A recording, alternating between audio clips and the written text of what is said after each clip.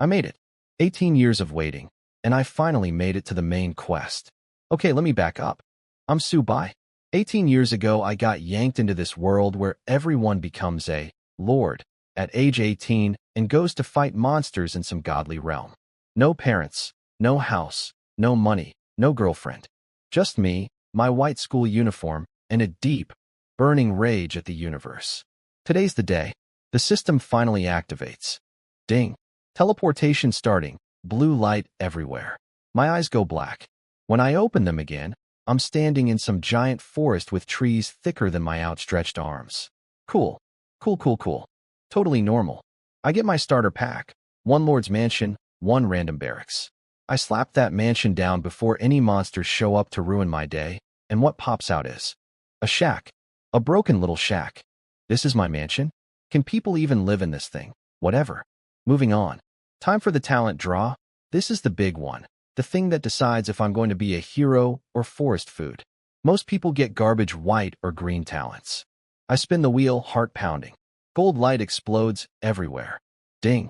Congratulations. You got the supreme unique talent. Chaos bestowal. I don't even know what to say. I've never heard of this talent. Did the teacher skip this chapter? Was this not in the syllabus? All I know is, short name, big power. That's just science.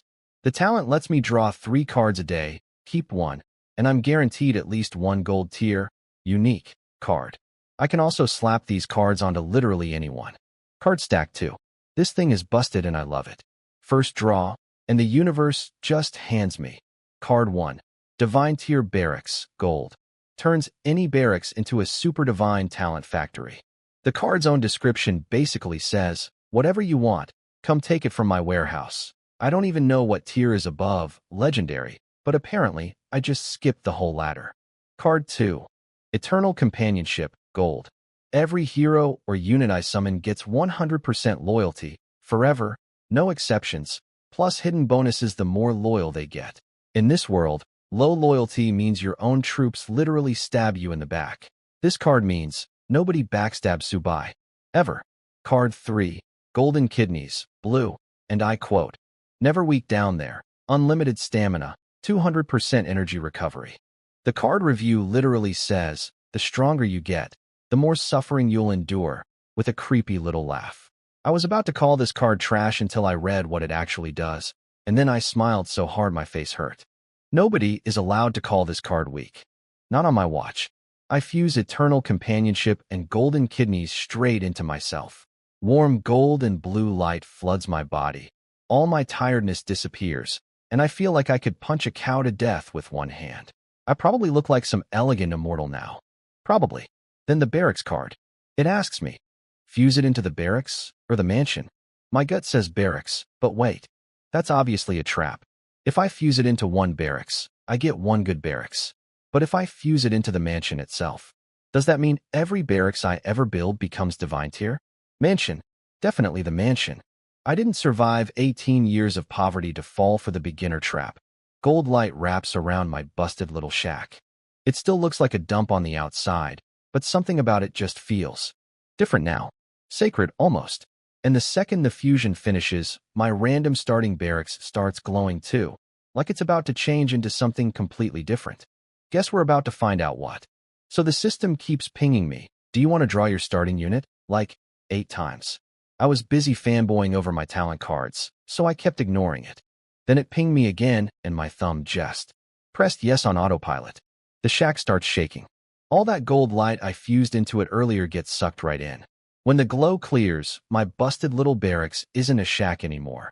It's a full-on white jade palace with giant angel wing statues on the roof, shedding little golden feathers like it's auditioning for a perfume commercial.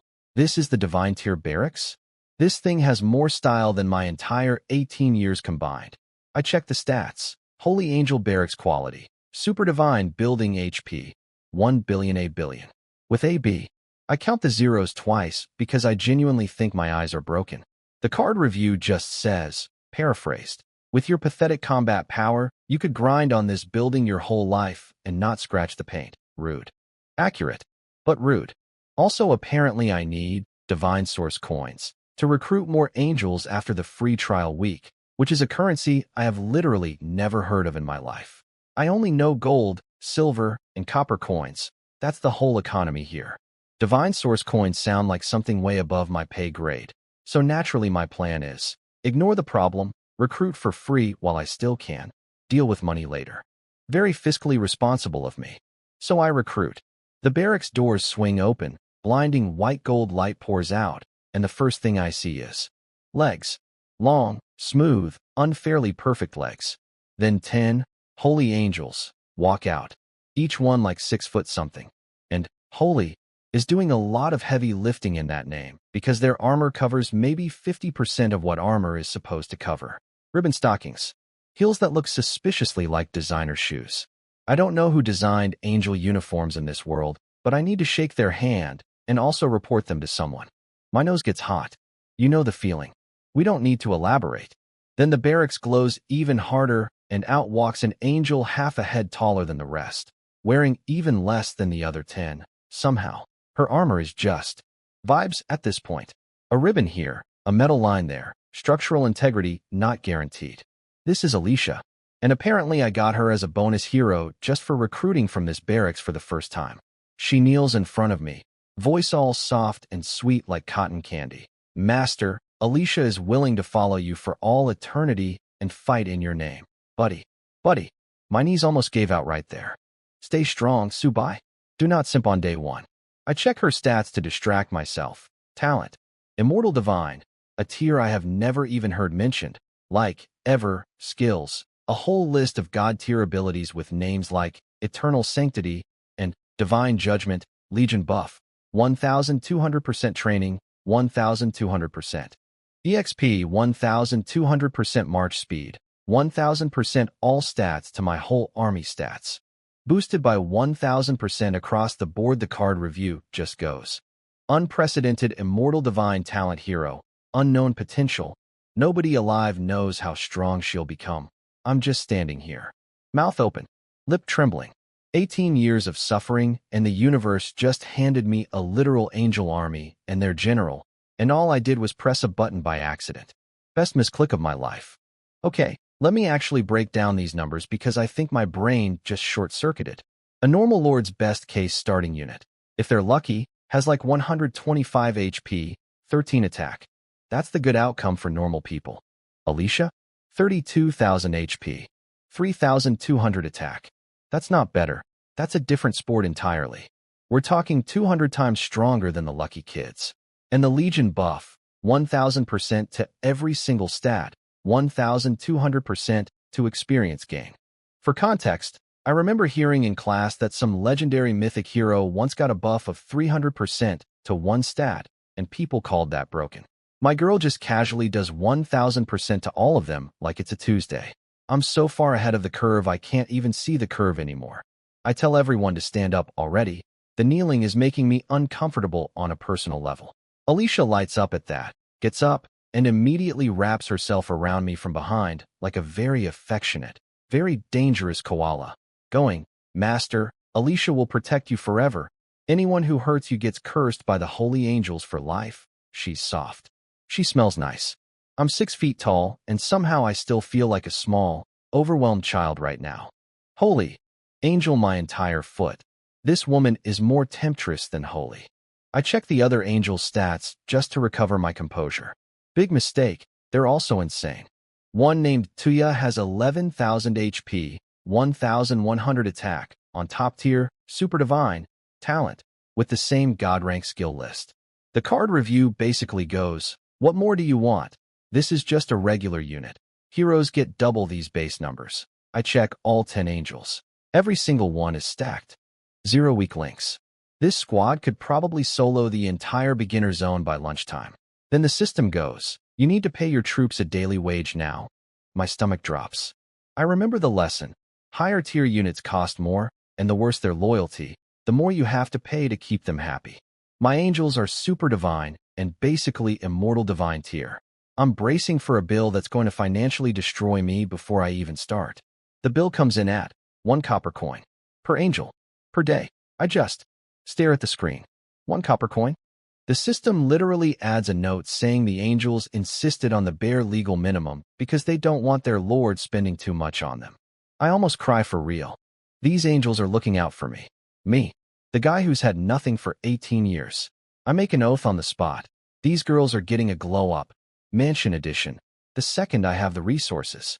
Alicia notices I've gone quiet and tilts her head down at me, all worried. Master, was I asking for too much? We really don't want to be a burden. That's just the rule's minimum, you know. Are you kidding me? I say, patting her hair. You're worth way more than that.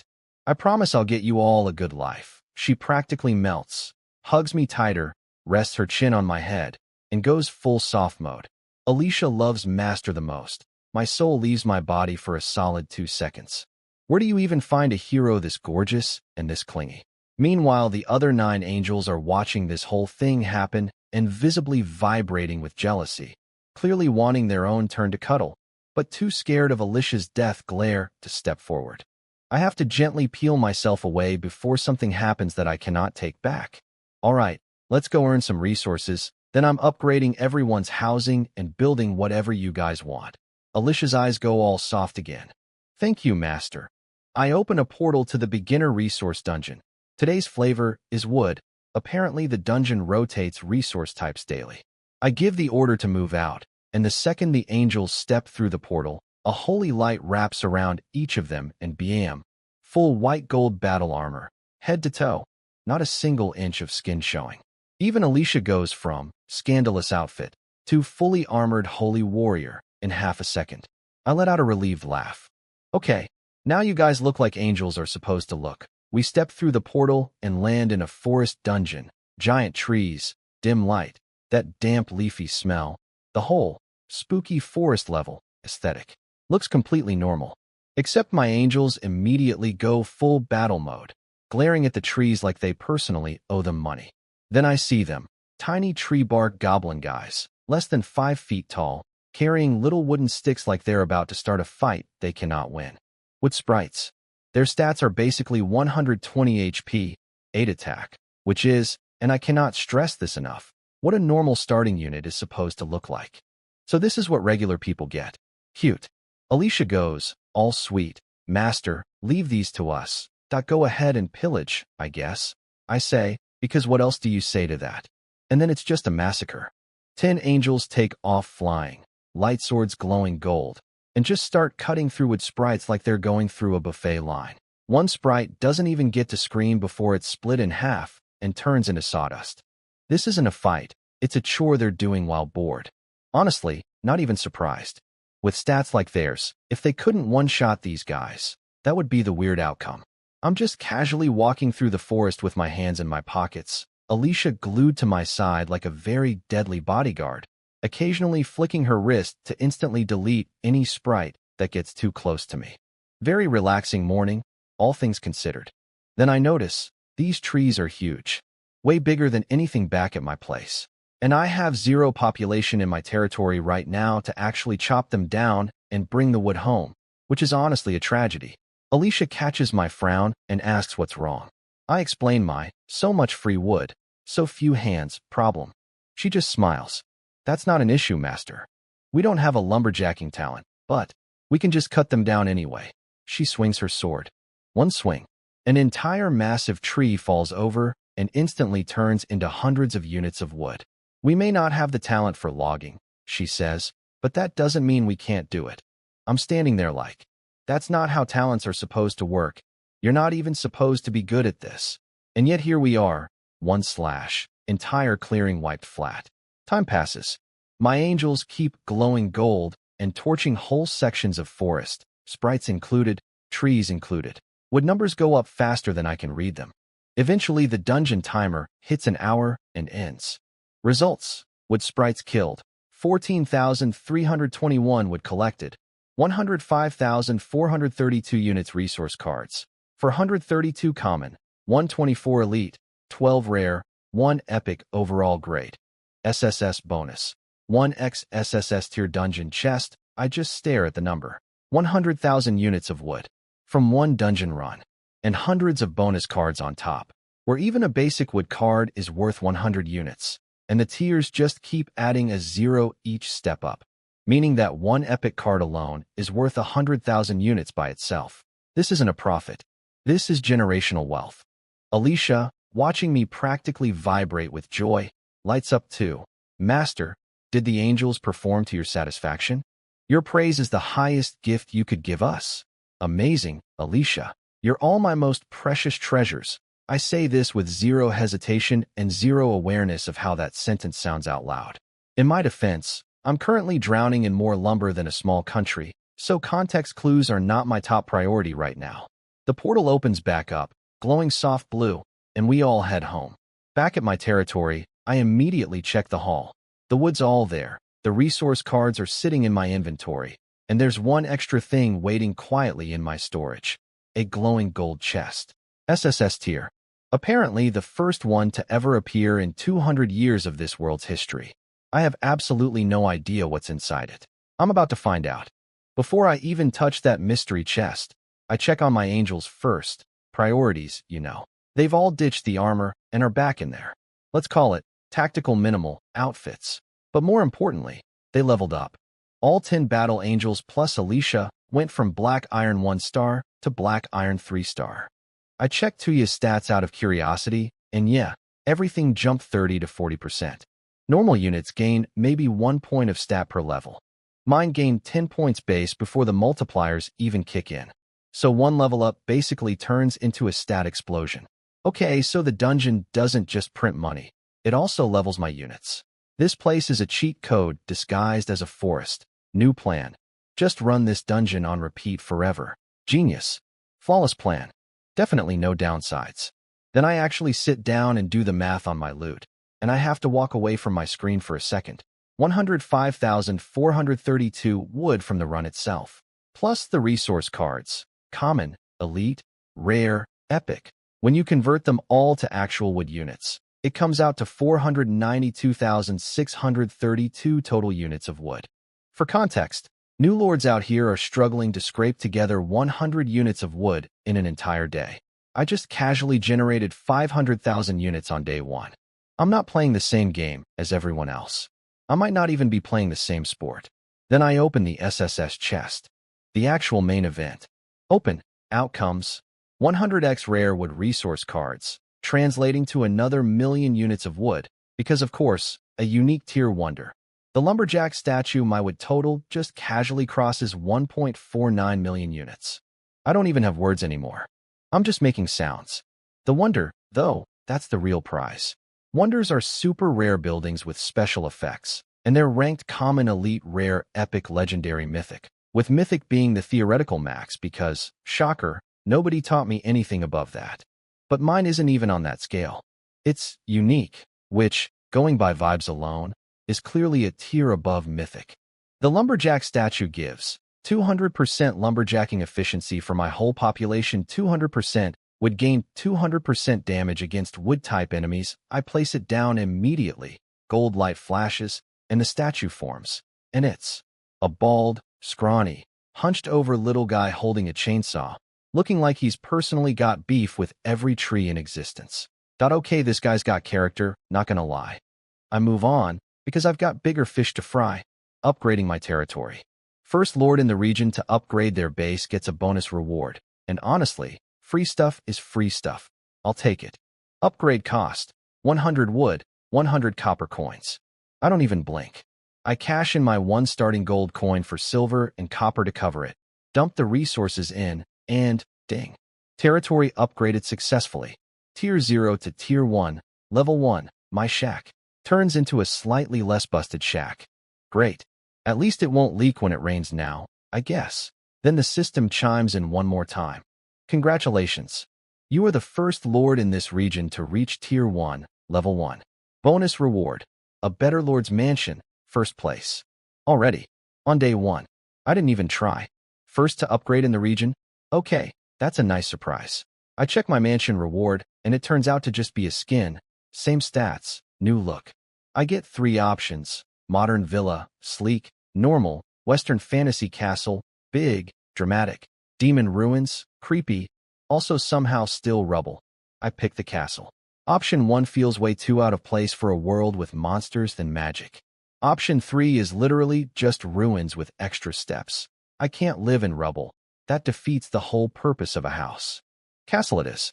Gold light wraps the shack, and BAM, full stone fortress, twin towers, glowing gem on top, the works. Comfort stat 20, which apparently boosts my villagers' happiness and gives a small combat buff, and stacks infinitely with no cap. So this is just going to keep snowballing. Great. Alicia walks in beside me, eyes lighting up at the big fancy hall. Master, congratulations on the new home. Yeah. Get ready. We've got an upgrade challenge dungeon coming up. Sure enough, the system announces it immediately.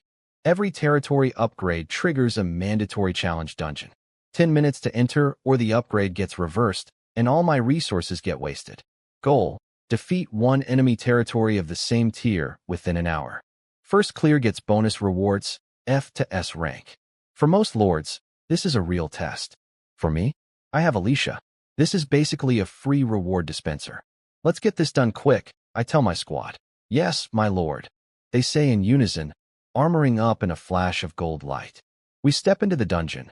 Open plains, an enemy base in the distance that looks exactly like my old shack used to look. Guarding it, 10 salamander troops and a salamander chief. I check the chief's stats out of curiosity. 292 HP, 30 attack. A tough hero that's a real problem for some lords. For a normal lord, sure, scary. For me, the challenge starts. Alicia doesn't even hesitate. Raging wave, cleave heaven and earth, one sword swing. The slash literally tears through space itself toward the enemy chief, who just stands there, mouth open, watching his own death arrive in slow motion. The shockwave from the hit is described as basically a small nuclear explosion. The whole enemy base, building and all, gets vaporized into dust. The other 10 salamanders? Not even ash. Just gone. No funeral required. I'm standing there in stunned silence. I thought I'd already recalibrated my expectations for how strong my squad is. I was still wrong. I was being too modest. Alicia struts back over to me, all proud, like a kid showing off a good report card. Master, wasn't that fast? I did exactly what you asked.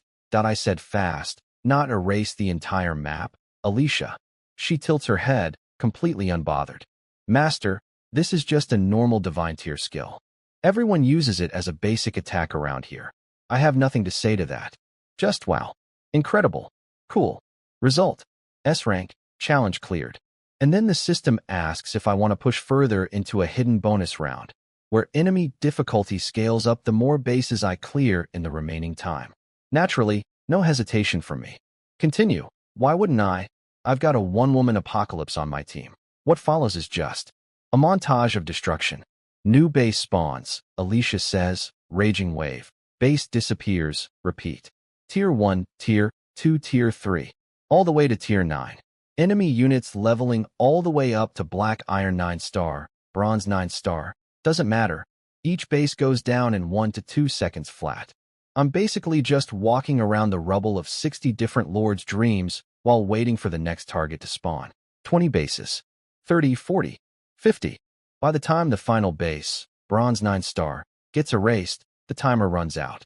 Total bases destroyed. 60 final grade. SSS reward.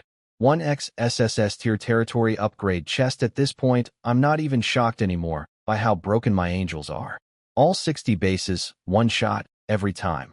And that's with Alicia supposedly only using half her real strength because of the tier suppression mechanic against higher level enemies. Half-strength Alicia still casually deletes Bronze 9-star heroes like it's nothing. Alright, mission's done. Let's head home. I say, keeping it short. No resources to grab here besides the final chest, so there's no reason to linger. Gold light flashes, and we're back home. Back home. I ignore the fact that Alicia is being a little handsy and focus on the actually important thing. That glowing SSS chest is calling my name. Everyone gathers around. Alicia and the squad, all curious, all quiet, watching like good little soldiers. Such a difference from the literal apocalypse they were 10 minutes ago. Open. Golden light explodes. Loot drop. 100 gold coins, a divine tier building blueprint. Glory outpost. Let's talk about that gold for a second. 1 gold coin is precious early game currency. Supposedly, even S-rank chests barely hand out one measly gold coin if you're lucky. I just got 100 from a single dungeon clear. I'm basically printing my own economy at this point. The blueprint is the real sleeper hit, though. Buildings besides the basics need blueprints to construct, and blueprints are absurdly rare drops. I check the stats and almost choke. Glory Outpost. Divine Tier 20 Comfort to the whole territory, 20 Loyalty for all units, and Heroes 100% to all stats for units, and Heroes 100%. Recovery Speed. I was literally about to throw together some basic peasant housing for my angels to sleep in tonight because I had nothing better, and the universe just handed me a 5-star resort instead. Who's out here gifting buildings like this? Nobody. That's who. This isn't a freebie. This is a flex. And the math is insane. Alicia's Legion skill already gives 1000% to all stats. Add this building's 100% on top, and my entire squad's combat power basically doubles again. Stack on stack on stack. But honestly, the loyalty boost might be the real MVP here. Loyalty normally only grows through slow daily bonding. There's barely any other way to raise it. This building just hands 20 for free, permanently, and it scales further with upgrades.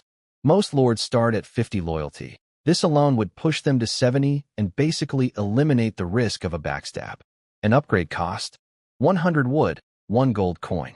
I have 1.5 million units of wood and 100 gold coins sitting around doing nothing. This is a joke at this point. I place it down immediately.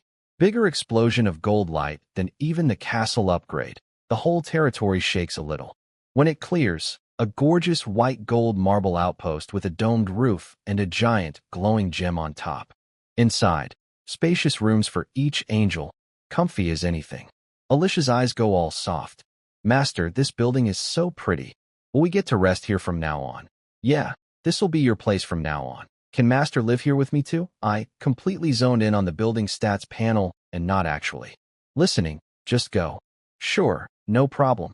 The other angels immediately light up and start whispering excitedly to each other, throwing me looks I do not register because I am, again, very busy reading numbers off a screen.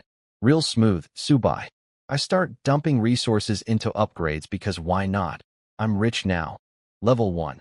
100 wood, 1 gold. Level 2. 200 wood, 2 gold. Level 3.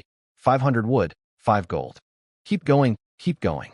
I'm rich now, baby. I don't stop until the outpost hits Tier 1, Level 7. Total cost, 56 gold and 5,650 wood. Next level alone wants 3,500 more wood and 35 more gold. But hey, I've got the bank account for it. This is going great. This is going so great. I may have accidentally agreed to move in with an angel, but that's a problem for later Subai to deal with.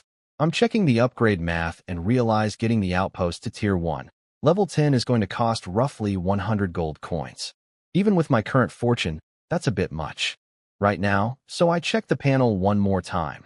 Glory Outpost, Tier 1, Level 7 HP, 210,000 housing, 210 units, Comfort 27, Loyalty 27, all stats 107%, Recovery 107% solid. Real solid. This thing solved one of my 2 biggest headaches, where my precious angels sleep tonight. Go rest up, recover your strength, I tell the squad. The challenge dungeon's on a 1-hour cooldown anyway, so I figure now's a good time to check the chat channels. I haven't had a single free second since I landed in this world. Yes, Master, they all say, heading off to the outpost looking extremely pleased with their new 5-star accommodations. I head into my castle, sit down at the big chair like a guy who definitely belongs there, and pull up the system panel. What I do not notice is a 6-foot-something figure sneaking up behind me. Soft hands land on my shoulders. I look up, and there's Alicia's face. Way too close, way too pretty. Alicia?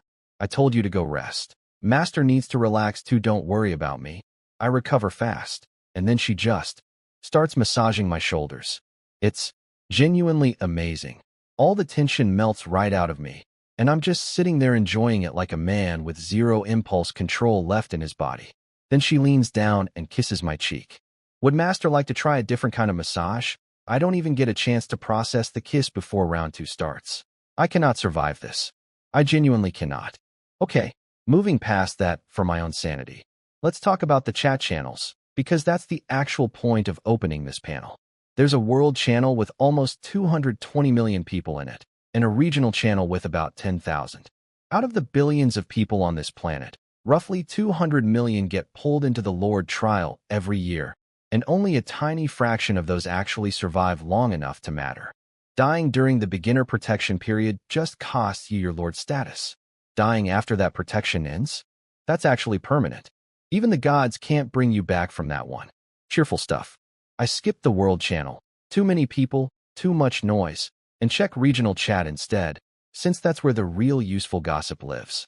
The second I open it, messages are flooding in faster than I can read. Someone's basic unit got one-shot by a wild monster the second it left the safe zone. Someone got a rare tier talent, which is supposed to be good, but their unit talent rolled garbage, so they can't even clear the resource dungeon. Someone spent the entire morning chopping wood and got a grand total of 30 units. 30. They're begging the market for more. A guy's friend tried to rush outside the safe zone to grab resources and got completely wiped, squad gone, territory destroyed, eliminated. Permanently out of the game. People are offering 10 copper coins for just 1 unit of wood and getting laughed at, because apparently the going rate is a full silver coin per unit of wood, and even then nobody wants to sell. I scroll through this slowly, filtering out the noise, and something clicks in my head. Everyone, and I mean everyone, is desperate for wood. People are paying insane prices for scraps of it, which means wood right now is basically liquid gold, and I'm sitting on 1.49 million units of it. Just in storage, doing nothing, collecting dust, except wood doesn't collect dust. It collects more value the longer everyone else stays broke. Why would I let that sit there when I could be the guy who single-handedly fixes, or more accurately, profits enormously off of, the entire region's wood shortage? Time to go check out this trading market. Time to go capitalist. I open the regional trading market and flip over to the wood tab, and immediately my eyebrows go up. The market's full of weird junk listed in exchange for wood. People are literally trading worn clothing items. That's how desperate things are. But actual wood sellers? Basically none. Base price for wood is supposed to be 1 copper per unit. Right now, it's spiked to 1 silver per unit. That's 100 times markup. And people are still bidding it up, some offering 1.5 silver, and still not finding sellers. I get it instantly. Everyone needs 100 wood to upgrade their base, and most people can scrounge up the silver, just not the actual wood. The shortage is brutal. So, no hesitation. I list 100,000 units of wood at 1 silver each. Ding. Listed 100,000 wood at 1 silver/unit. I lean back, idly petting Alicia's hair while I wait, fully expecting this to take a while. It does not take a while. 5 seconds. 5 seconds. My panel explodes with sale notifications, one after another, faster than I can even read them. 53 units sold, 13 units sold, 100 units sold for a gold coin. On and on, completely unreadable at the speed they're flying by. By the time I check my shelf, all 100,000 units are gone. Total time, under 7 seconds. After a 10% market fee, I walk away with 134 gold coins and 76,600 silver coins. I check my balance. Went from 44 gold to 178 gold, 76,699 silver, 0 copper. Doing the currency math against real-world money, that's something like 90 million yuan, give or take. I am not cashing any of this out to real-world currency though. In-game gold and silver actually make me stronger here. Real money is basically useless in comparison at this point. Meanwhile, the regional chat is having a complete meltdown. Who just saw that? 100,000 units of wood just appeared on the market? I tried to grab some and only managed to snag 3 units before it sold out. I'm literally crying. This mystery seller must be insane. My best dungeon run only got me 18 units.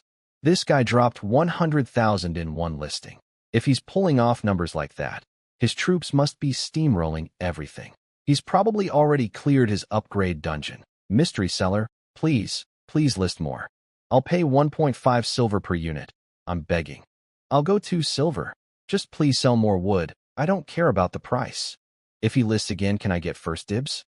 I'm only 20 units short of upgrading, and I'm about to get eliminated. I scroll through all this chaos completely calm. The market's huge, so dumping even hundreds of thousands of units would still vanish instantly. but I decide to hold off on flooding it again. 200 million people entered this trial. Who knows if some of them have weird talents or tools that could track me down. Right now, my only real backing is Alicia and the squad. Strong, sure, but if some shadowy faction decides I'm worth ganging up on, that's a problem I don't need yet. Staying alive matters more than flexing. Better to quietly build up strength in the background until I'm untouchable, then start showing off. I close the chat and check my mansion's upgrade panel instead. The dungeon cooldown should be almost done by now. Time to upgrade the mansion again. Cost to go from Tier 1, Level 1 to Level 2. 200 wood, 200 copper. Absolute pocket change for me at this point. Upgrade. White light wraps the castle. It shakes slightly, and when the light clears, the castle's gotten even bigger and more imposing. Ding. Mansion upgraded to Tier 1, Level 2. Ding. Congratulations, you're the first lord in the region to reach Tier 1, Level 2. Ding. Region first upgrade bonus. 1x better bed, a bed. Of course. The universe really wants me to think about sleeping arrangements today, doesn't it? So I get my reward. Better bed, skin, same rarity tier as my mansion skin. Stats. Comfort 20 mana, recovery 100% while resting, special effects. Faster fatigue recovery. Can let loose freely when bonding with units to boost intimacy. Extra 100% energy recovery. And it never gets dirty. I read that special effects list twice. There's something deeply suspicious about this furniture. I don't know who's designing items in this world, but I have questions. Anyway, recovery boost is good. I'll take it. No further comment. I summon the blueprint and send it flying up to my bedroom. The plain wooden bed turns into an absurdly luxurious, glowing bed fit for, presumably, royalty. Or other things. Moving on. Alicia, gather the squad. We're hitting the upgrade dungeon again. Alicia, who I somehow had not noticed was apparently hiding under my desk this whole time, pops out instantly. Master, the angels are already assembled. Cool. Normal. Not unsettling at all. The cooldown's done. The squad lines up in the hall. Everyone's pumped, and we dive back into the dungeon. Same open plains, except this time the enemy base is Tier 1. Level 2, beefed up with a low wall now, and guarding it. 15 Crimson Armor Warriors at Black Iron 6-star, plus a Crimson Armor Chief at Black Iron 5-star, rare talent. I check his stats. Defense basically doubled compared to last time's Salamander Chief. For a normal lord, this guy is a legitimate nightmare. For us, Raging Wave, cleave heaven and earth. All 15 warriors get vaporized before they can even register what's happening. The chief just stands there, jaw on the floor, watching his death arrive in slow motion, completely baffled about what cosmic mistake led him to fighting this today. The challenge starts and ends in the same breath. S rank. I choose to push into the bonus round again. Obviously, why would I stop a free reward machine? What follows is the same beautiful chaos as before. Base spawns, Raging Wave, base gone, repeat, scaling up tier by tier. Tier 2, Tier 9. I genuinely don't even get time to read enemy stats before they're dust. Then a Tier 3, Level 1 base shows up. And that's where things get spicy. Tier 3 units are silver rank, which puts an 80% power suppression on my angels due to the realm gap. Alicia's basically fighting at 20% capacity here. The enemy boss, a Shadow Chief, has stats that are nearly a third of Alicia's normal numbers. And with that 80% suppression stacked on, this guy could genuinely go toe-to-toe with her. I feel my stomach drop for the first time all day. Oh no. Is this the moment my unstoppable angel squad finally hits a wall? Alicia swings. Raging Wave. Cleave heaven and earth. And the base doesn't disappear. The Shadow Chief actually blocks it. Alicia blinks, visibly surprised. First opponent all run to survive her signature move. The Chief's definitely hurting from tanking a god-tier skill barehanded, but he's still standing, which honestly might be the most impressive thing I've seen all day from anyone who isn't on my team. Guess we go again then, Alicia says, completely unbothered, raising her sword for a full power swing this time. Raging Wave. Cleave heaven and earth. The strike lands with a boom that shakes the whole dungeon. This time there's no blocking it. The base, the chief, all of it, gone in an instant. Not even time for a final scream. Total, 60 bases destroyed. Grade, SSS. Reward, another SSS upgrade chest. I finally let out the breath I'd been holding. For one glorious second there, I genuinely thought my perfect win streak was about to hit a real obstacle. Phew. Crisis averted. Back to being unreasonably overpowered. Back home, chess time again. Last one gave me the glory outpost, so my expectations are high. I plop down on the ground like a guy with zero dignity left, and Alicia immediately scoops me up and lays me across her lap like this is just a completely normal thing we do now. Alicia, you're playing with fire here. She just smiles, all mischievous. Does Master not like it when I do this? I do. I like it a lot. I will never admit this out loud. I have some pride left. The other 10 angels are huddled by the outpost entrance, whispering, sneaking glances our way, clearly jealous and dying to get in on the cuddle pile. I shake my head. Focus, Subai. Don't let pretty faces distract you from business. I open the chest. Ding. 100 gold coins. Plus, Divine Tier Blueprint, Legendary Bonfire. Bonfire? Really? Bonfires are normally just basic starter furniture for warmth and roasting food. How is this a Divine Tier item?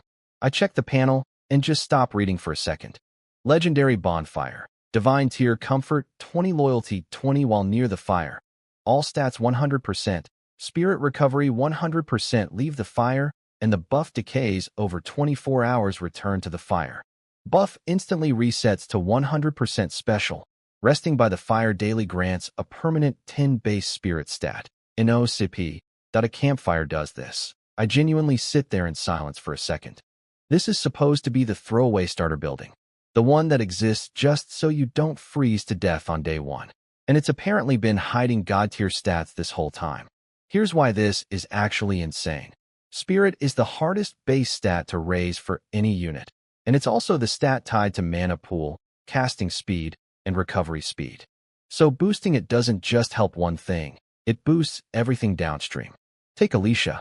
Her current base spirit is 194. Add today's 10, she's at 204. Run that through her hero bonus, 1000%, the outpost bonus, 107%, and now this fire's bonus, 100%. Her total spirit comes out to 2,462.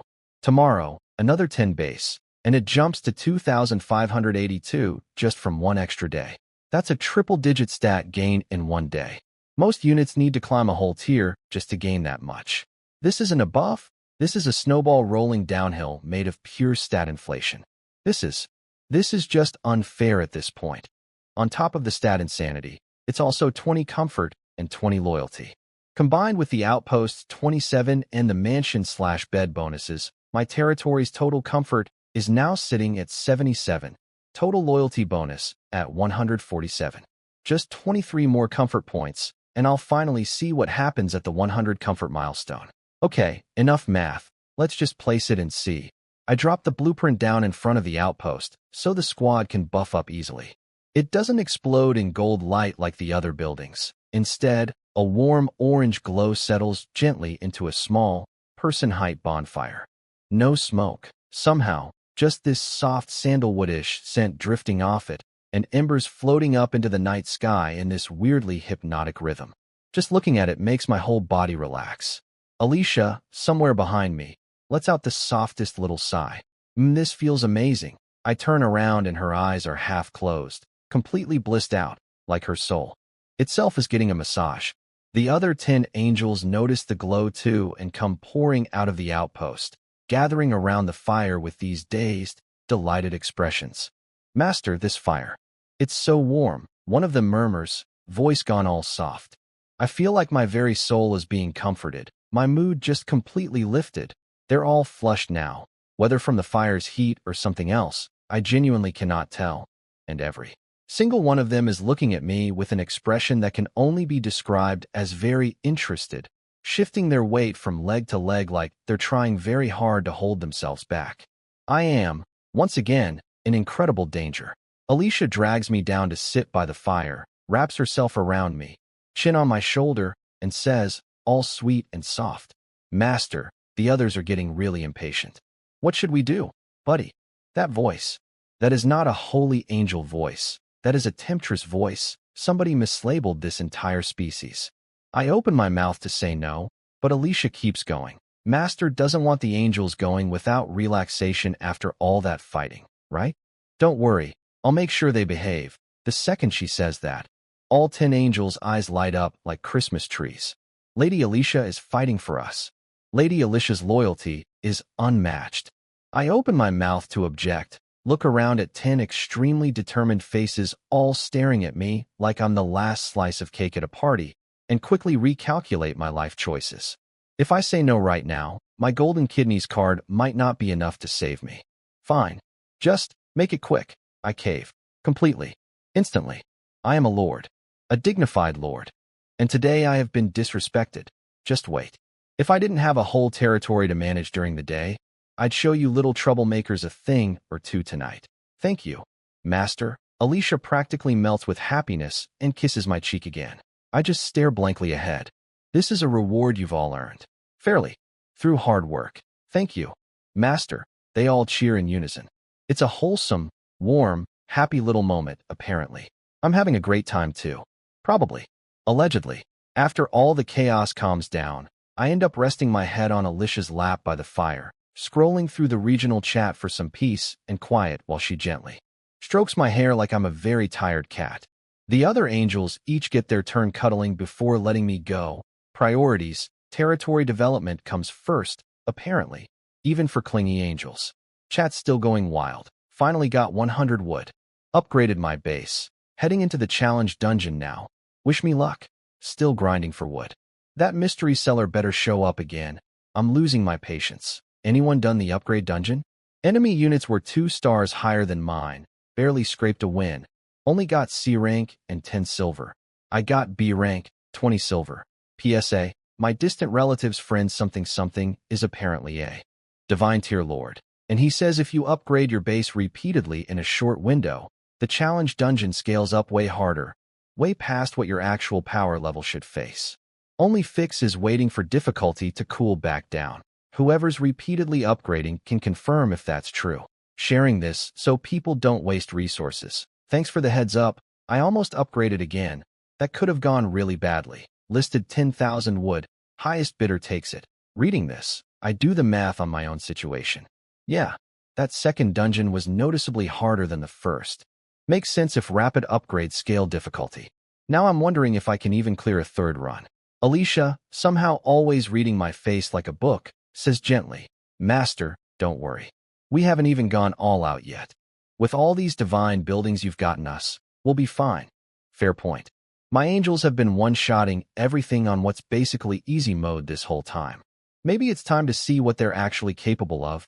Can't keep farming weaklings forever. That's not how you train a real army.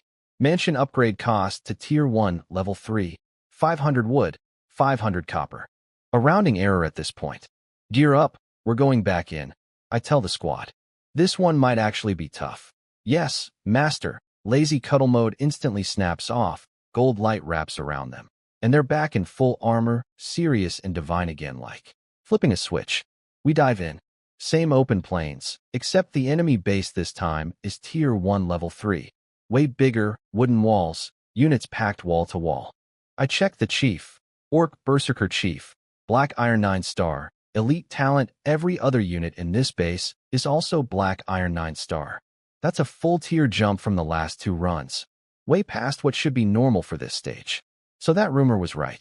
Difficulties scaling hard. Before I can think too hard about it, Alicia's already moving. Raging wave. Cleave heaven and earth. Boom. Base gone. Everyone vaporized.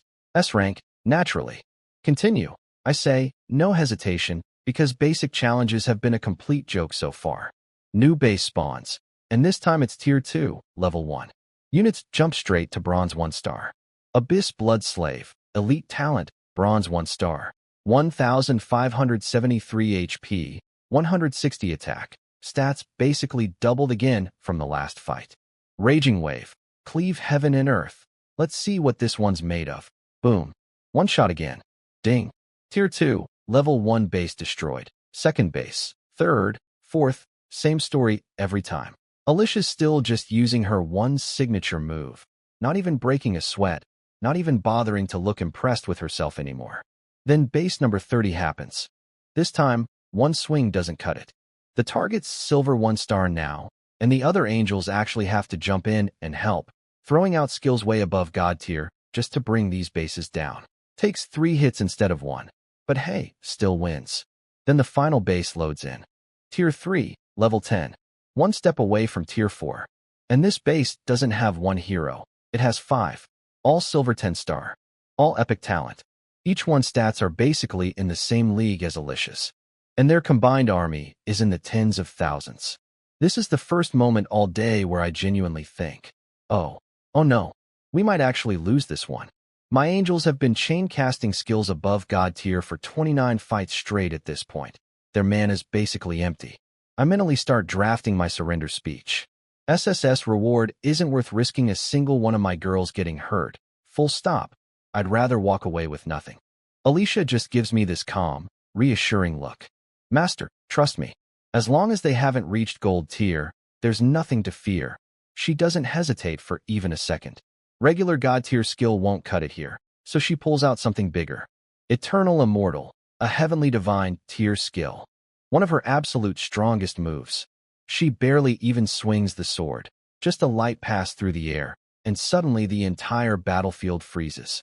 5 heroes, each 2 full realms above her, individually capable of crushing entire armies, suddenly find themselves completely unable to move. Can't even think straight. And then, like dust caught in a wind that erodes through time itself, the whole base just withers away, crumbles, gone. I genuinely cannot process what I just watched. Time. She controls time. How is that even fair? How is any of this fair? Final result. 60 bases destroyed. SSS grade. Another SSS upgrade chest. Master, mission accomplished, Alicia says, instantly dropping back into her usual playful self the second the fight's over. It takes me an embarrassingly long moment to even respond. Note to self, my own power level needs to start catching up. If it weren't for that permanent 100% loyalty card I slapped on early, units this terrifying could have overthrown me 10 times over by now, and there'd be nothing I could do about it. For reference, my own stats scale with my territory level, gaining 10% per level just like units do. Base growth aside, anything beyond that depends on my personal talent, and mine's a support-type talent. Great for buffing everyone else, not so great for buffing me. Back home, I don't open the chest right away. Instead, I sit by the fire and actually think for once. That dungeon escalated way faster than I expected. We won, but my squad's basically tapped out. Alicia had to break out one of her actual ultimate skills just to clear it. And the worrying part, the next hidden tier dungeon is guaranteed to throw gold tier enemies at us. Here's the brutal math of this world. Being 1 realm above an opponent suppresses their stats by 50%. 2 realms, 80%. 3 realms, 99%. Basically unwinnable. My angels sit around black iron 3 to 4 star right now. Gold tier is a full 3 realms above that. 99% suppression. Win condition does not exist. Okay, can't be greedy here. I mutter to myself. We stop at level 3 today. Keeping every run at SSS matters way more than chasing first upgrade bonuses. Alicia, listening in, asks softly, Master, are you worried it's too dangerous? We can still fight. Nah, that's enough for today. You'll get hurt pushing further. You're all incredibly strong, but realm suppression isn't something raw power can just punch through. We wait for difficulty to reset tomorrow. Okay. Master, she says, no argument, just leaning her head on my shoulder. Did Master just worry about us? Oh no, I really like him. I completely failed to notice this internal crisis happening 2 inches from my face. Multitasking isn't my strong suit. I open my bag and check the new chest. Open, 100 gold coins, at this point basically a participation trophy, divine blueprint. Feast Hall of the Gods, I check the panel. Feast Hall of the Gods, divine tier comfort 20, loyalty 20 eating. Here gives a temporary 100% all stats buff for 6 hours daily meals, grant 100% EXP gain for 24 hours, auto-generates the optimal food for any unit type. Maximizing growth speed and buffs a literal cafeteria. That's secretly a divine power-up machine. Of course, why would anything in my life be a normal building anymore? I stare at the panel for 3 full seconds before I manage words. This is a cafeteria, I've already been blindsided by divine tier housing and a divine tier campfire today, but a divine tier dining hall is somehow the one that breaks me. And it produces food infinitely, which means I never have to worry about feeding my growing army ever again. Here's the thing people don't think about. Units actually need specific food, and getting it wrong is genuinely dangerous. Feed them the right thing, big bonuses. Feed them the wrong thing, massive loyalty crash. There's actually a cautionary tale I remember. Some epic tier lord was rising fast, came back from a campaign, accidentally fed his dark elves pickled food, which apparently they hate on a biological level, lost 50 loyalty overnight, another 10 the next day, and by the time he noticed, his whole army, including his strongest hero, had abandoned him. His rivals smelled blood, attacked while he was weak, and that was the end of him. Permanently. Logistics in this world isn't a side detail, it's life or death. So yeah, I was fully prepared to spend my afternoon hunting for decent food for my super divine talent angels, because regular peasant food was absolutely not going to cut it for their growth rate. And now? Solved. Completely solved. Housing and food, two of my biggest headaches, both gone in one day. Alicia, sensing my mood, drifts over all curious. Master, did you get something good? We're eating well at lunch today, something tasty? Her eyes light up. She's been quietly enduring basic food this whole time without complaint, never once asking for better, because she knows the territory's still young. But after a whole morning of fighting, she's definitely hungry. Yeah, feast hall of the gods. From now on, you all eat exactly what's best for you, every day. That the food that's best for us, she repeats slowly, then goes bright red, voice dropping all soft. Master, will you be feeding us by hand then? She has, once again, completely misread the situation. I give her a flick on the forehead. It's regular food, Alicia. You're an angel, a holy one. Get your mind out of the gutter. I lead everyone over to the empty space between the outpost and the bonfire and toss the blueprint forward.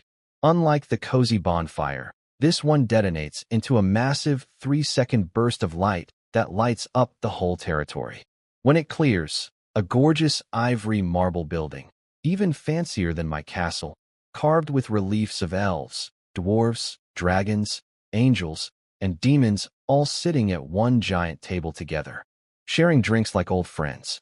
Golden double doors, gemstones glittering in the firelight, feast hall of the gods, etched above in some divine script I somehow understand despite never learning it. Inside is even bigger than it looks. Easily 2,000 square feet, towering ceiling, crystal chandeliers, one massive marble dining table polished mirror smooth, dozens of high-back chairs each carved with different racial emblems, and a long serving counter at the far end. Empty for now. We all file in. The angels barely react, mostly just eyeing the serving counter expectantly. Then a soft white light flickers over the counter, and suddenly a dozen beautifully plated meals just appear out of thin air. Glowing fruit, perfectly sliced white meat, steaming soup, glittering drinks. I check the food panel and my eye starts twitching. Light fruit, divine tier. Permanently 5% to light element skill power, plus a temporary 50% all stats for 12 hours angels tiers, divine tier. Instantly restores 100% angelic power, 500%. Spirit for 6 hours blessed soul meat, divine tier. 200% EXP gain for 12 hours, and slowly raises the unit's talent tier over time. I am looking at food that could cause riots in the Lord community if word got out. Permanent skill boosts. Instant power refills. Talent upgrades from a meal. Back home, a single plate of this stuff would probably sell for an actual fortune. I look over at the angels, and their eyes have gone borderline feral with excitement. Alicia doesn't even wait. She just wraps her arms around my neck and pulls my face directly into a part of her anatomy that is decidedly not appropriate for a holy angel. Going, Master, you're too good to us. I cannot breathe. I am not exaggerating. I am a grown man over 6 feet tall, and I am being suffocated by a 6-foot-something angel's H-cup chest. This is a legitimate medical emergency. Oh, Master. Alicia notices her precious lord has gone completely limp and motionless and quickly pulls back, only to discover I have, in fact, fully blacked out from oxygen deprivation. Alicia, are you trying to assassinate your own lord? Master, it's just that Alicia got a little too excited. She says this with absolutely zero remorse, plants one more kiss on my cheek, then skips off cheerfully toward the food counter like nothing happened. The rest of the squad cheers and follows her, all of them practically vibrating with excitement. I stand there for a second, shaking my head. A little food, and they're all completely won over. Bunch of foodies, every single one of them. I watch them grab their plates and dig in, and I want to see exactly how strong this stuff actually is. One angel bites into a glowing fruit and immediately bursts into golden light, her whole presence visibly leveling up in real time. Eyes half closed, completely blissed out. This feels amazing. Same reaction down the line. Every single angel glowing faintly gold. Power rising in front of my eyes just from eating. I'm stunned. This is just lunch. They're getting stronger from lunch. At this point, why even fight monsters? Just eat your way to godhood, I guess. Master, I brought your food too, Alicia says, walking over with 2 plates for me. Curious what the system has in store for a human lord, I sit down right in the middle of the angel squad and check my own plate. Wisdom fruit, divine. Permanently 5 base to all stats, 1% all stat, temporary 100% all stats, and 500% spirit for 6 hours chaos grilled meat, divine. Permanently 5 attack, temporary 500% attack for 6 hours vitality broth, divine. Permanently 50 HP, 1% HP, temporary 500% HP for 6 hours. My eyes lock onto the word permanently. Finally, flat permanent base stat boosts, not just percentages. Percentages are great, but at this early stage, raw base numbers matter just as much, and the only ways to raise those right now are leveling up or eating absurdly expensive food. I take a breath and just eat the whole thing. This is, without exaggeration, the best meal of my entire life. Better than any 5-star chef back home could ever dream of making. I've genuinely never tasted anything like it. And then warmth floods through my whole body, power surging through every limb. I immediately pull up my own status panel to check what just happened. Sue by Lord Talent. Chaos Bestowal. Unique. Lord Level. Black Iron 3 Star Territory. Tier 1. Level 3 HP. 65. 325 Temp. Attack. 12. 60 Temp. Defense. 11. 11 Temp. Stamina. 12. 12 Temp. Spirit. 11. 66 Temp. Comfort. 87 Loyalty. 167 Resources. For 1,247 wood, plus stacks of resource cards currency. 378 gold. 76,699 silver evaluation. Combat power. Garbage. Extremely average stats for a lord. No idea how you stumbled into this many divine buildings, you absolute lucky bastard. Rude, but also fair, and also the first time I've actually checked my own stats this whole time. Here's the kicker. My numbers look terrible at first glance, but that's not actually on me. Every lord starts around 50 HP and under 5 on everything else, unless they have a self-buffing talent. Mine's a support talent, great for everyone else, mediocre for me personally. At Black Iron 3 star, my expected stats should be roughly 66 HP and 6.5 across the board. My actual numbers are already more than double the expected baseline. From one meal. This cafeteria is genuinely unfair. I finished the meal still slightly stunned by my own life choices. New rule, effective immediately. 3 meals a day, no exceptions, ever. This is non-negotiable. Quick scene jump. This part's actually from someone else's POV in the chapter, a guy named Yifan. I'll keep it brief since it's not me, then come back to my side. Yifan's a reincarnator. In his past life, he ground for 200 years just to reach divine tier, finally stepped into the real in-game battlefield, and got one shot by a guy surrounded by gorgeous angel women before he even saw the attack coming. The last thing he heard before dying was someone screaming my name. Apparently in that timeline, I become some legendary self-made divine tier lord, famous for going from nobody to godlike off the back of an angel squad I supposedly found in a ruins dungeon after the beginner period. Yifan, furious about getting curb-stomped, wakes up reincarnated back to day 1. Except this time he's got a mythic tier talent, 100-fold crit, which gives random multiplied quality boosts, 1x to 100x, on any resource he gets. Supposedly the rarest talent tier that exists. He's instantly cocky about it, swearing revenge, claiming he'll steal my angels, my women, my everything, and make me pay for the indignity of getting one shot in a future timeline I'm not even aware of yet. He also remembers something else from his past life, a mysterious anonymous trader who flooded the market with cheap resources starting on day one: wood, stone, food, iron, who later became a legendary figure nicknamed the Boss, sitting on infinite resources, completely unreachable by friend request, identity never confirmed by anyone. He checks the market. Same listing as his memory: 100,000 wood, 1 silver each, sold out. Yep, that's me, though he doesn't know it yet. He decides to try recruiting the Boss as an ally, fires off a friend request with this charming message: I have a mythic tier talent. I'm giving you the chance to invest in me. Don't be ungrateful. Bold opener. We'll see how that goes. Back to me. I'm lying in Alicia's lap by the fire, having the most relaxing afternoon of my entire life, when my nose suddenly itches. Achoo, HM? Someone talking trash about me somewhere. I rub my nose, getting this weird, prickly feeling, like I'm being watched by someone I've never met. Probably nothing. Master, is my massage uncomfortable? Alicia asks, still kneeling beside me, hands working away at my shoulders, completely unaware that somewhere out there, a guy with a god-tier talent just declared war on me in a friend request I haven't even opened yet. Nah, just feels like someone out there is talking trash about me. Weird, prickly feeling. I know for a fact I can't actually catch a cold with my current stats, so logically there's only one explanation. Somebody, somewhere, is definitely cursing my name right now. Old wisdom says sneezing means people are gossiping about you. I'm an orphan who used to be invisible at school. Nobody used to think about me enough to gossip. So this is new and slightly concerning. Better check the system. I open my panel, and there's a little notification icon buried in the corner: 999 friend requests. Ever since I dumped that 100,000 wood on the market, this thing hasn't stopped buzzing. I scroll through a few.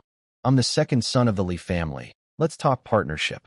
Big bro, got room for one more hanger-on? I'll call you dad if you let me ride your coattails.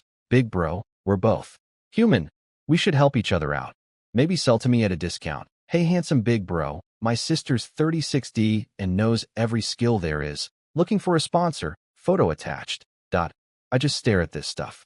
Every single one of these is somebody trying to mooch off me for free. And the photos are all so obviously edited it's almost insulting. Also 36D? Cute. Does she have wings? Does she glow gold? Does she have Alicia's face? No. Then she's not even in the conversation. Then one catches my eye. Someone calling himself, Ye Heavenly Emperor, at the audacity of this username. I open it. I have a mythic tier talent. I'm giving you the chance to invest in me. Don't be ungrateful. Mythic talent, huh? And you're giving me a chance? Buddy. Clown behavior. Absolute clown behavior. Reject. Reject everything. Every single request. Gone. No hesitation. Good thing the trading market protects buyer/seller identity by default. Nobody can trace a sale back to me unless I actually accept a friend request. So as long as I keep rejecting, I stay completely anonymous. I double-check my friends list, still at 0, and breathe a sigh of relief. New permanent policy. Reject every market-related friend request, forever. Safety first. Master, Alicia chimes in. HM, can we have a bonfire party tonight? I open my eyes, a little surprised. A bonfire party? Yeah, she says, eyes sparkling. We're free this afternoon, and everyone's worked hard today. I think everyone should perform something for you. To help you unwind. I figure, why not? Nothing else planned, no.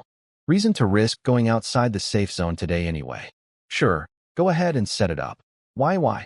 She plants a kiss on my cheek and immediately calls out to the others. Master said yes. Bonfire party tonight. Everyone performs. The squad erupts into cheers, already scheming amongst themselves. Tonight I'm definitely winning Master's heart. I'm dancing. Once Master sees my figure, he won't be able to resist. I'm singing. Master's going to love my voice. They scatter, all buzzing with excitement, planning their performances. As night falls, the bonfire's roaring, food and drinks pulled straight from the cafeteria, wildflowers scattered around for ambience. All 10 angels sit in a circle wearing flower crowns, clearly buzzing with anticipation. I'm in the middle, lying in Alicia's lap, prime seating. All right, Alicia claps. Show's starting. Who's first? Me. One of the more, generously built angels jumps up immediately and steps into the open space by the fire.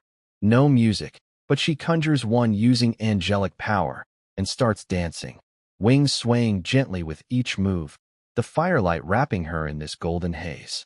Her outfit is sheer, extremely sheer.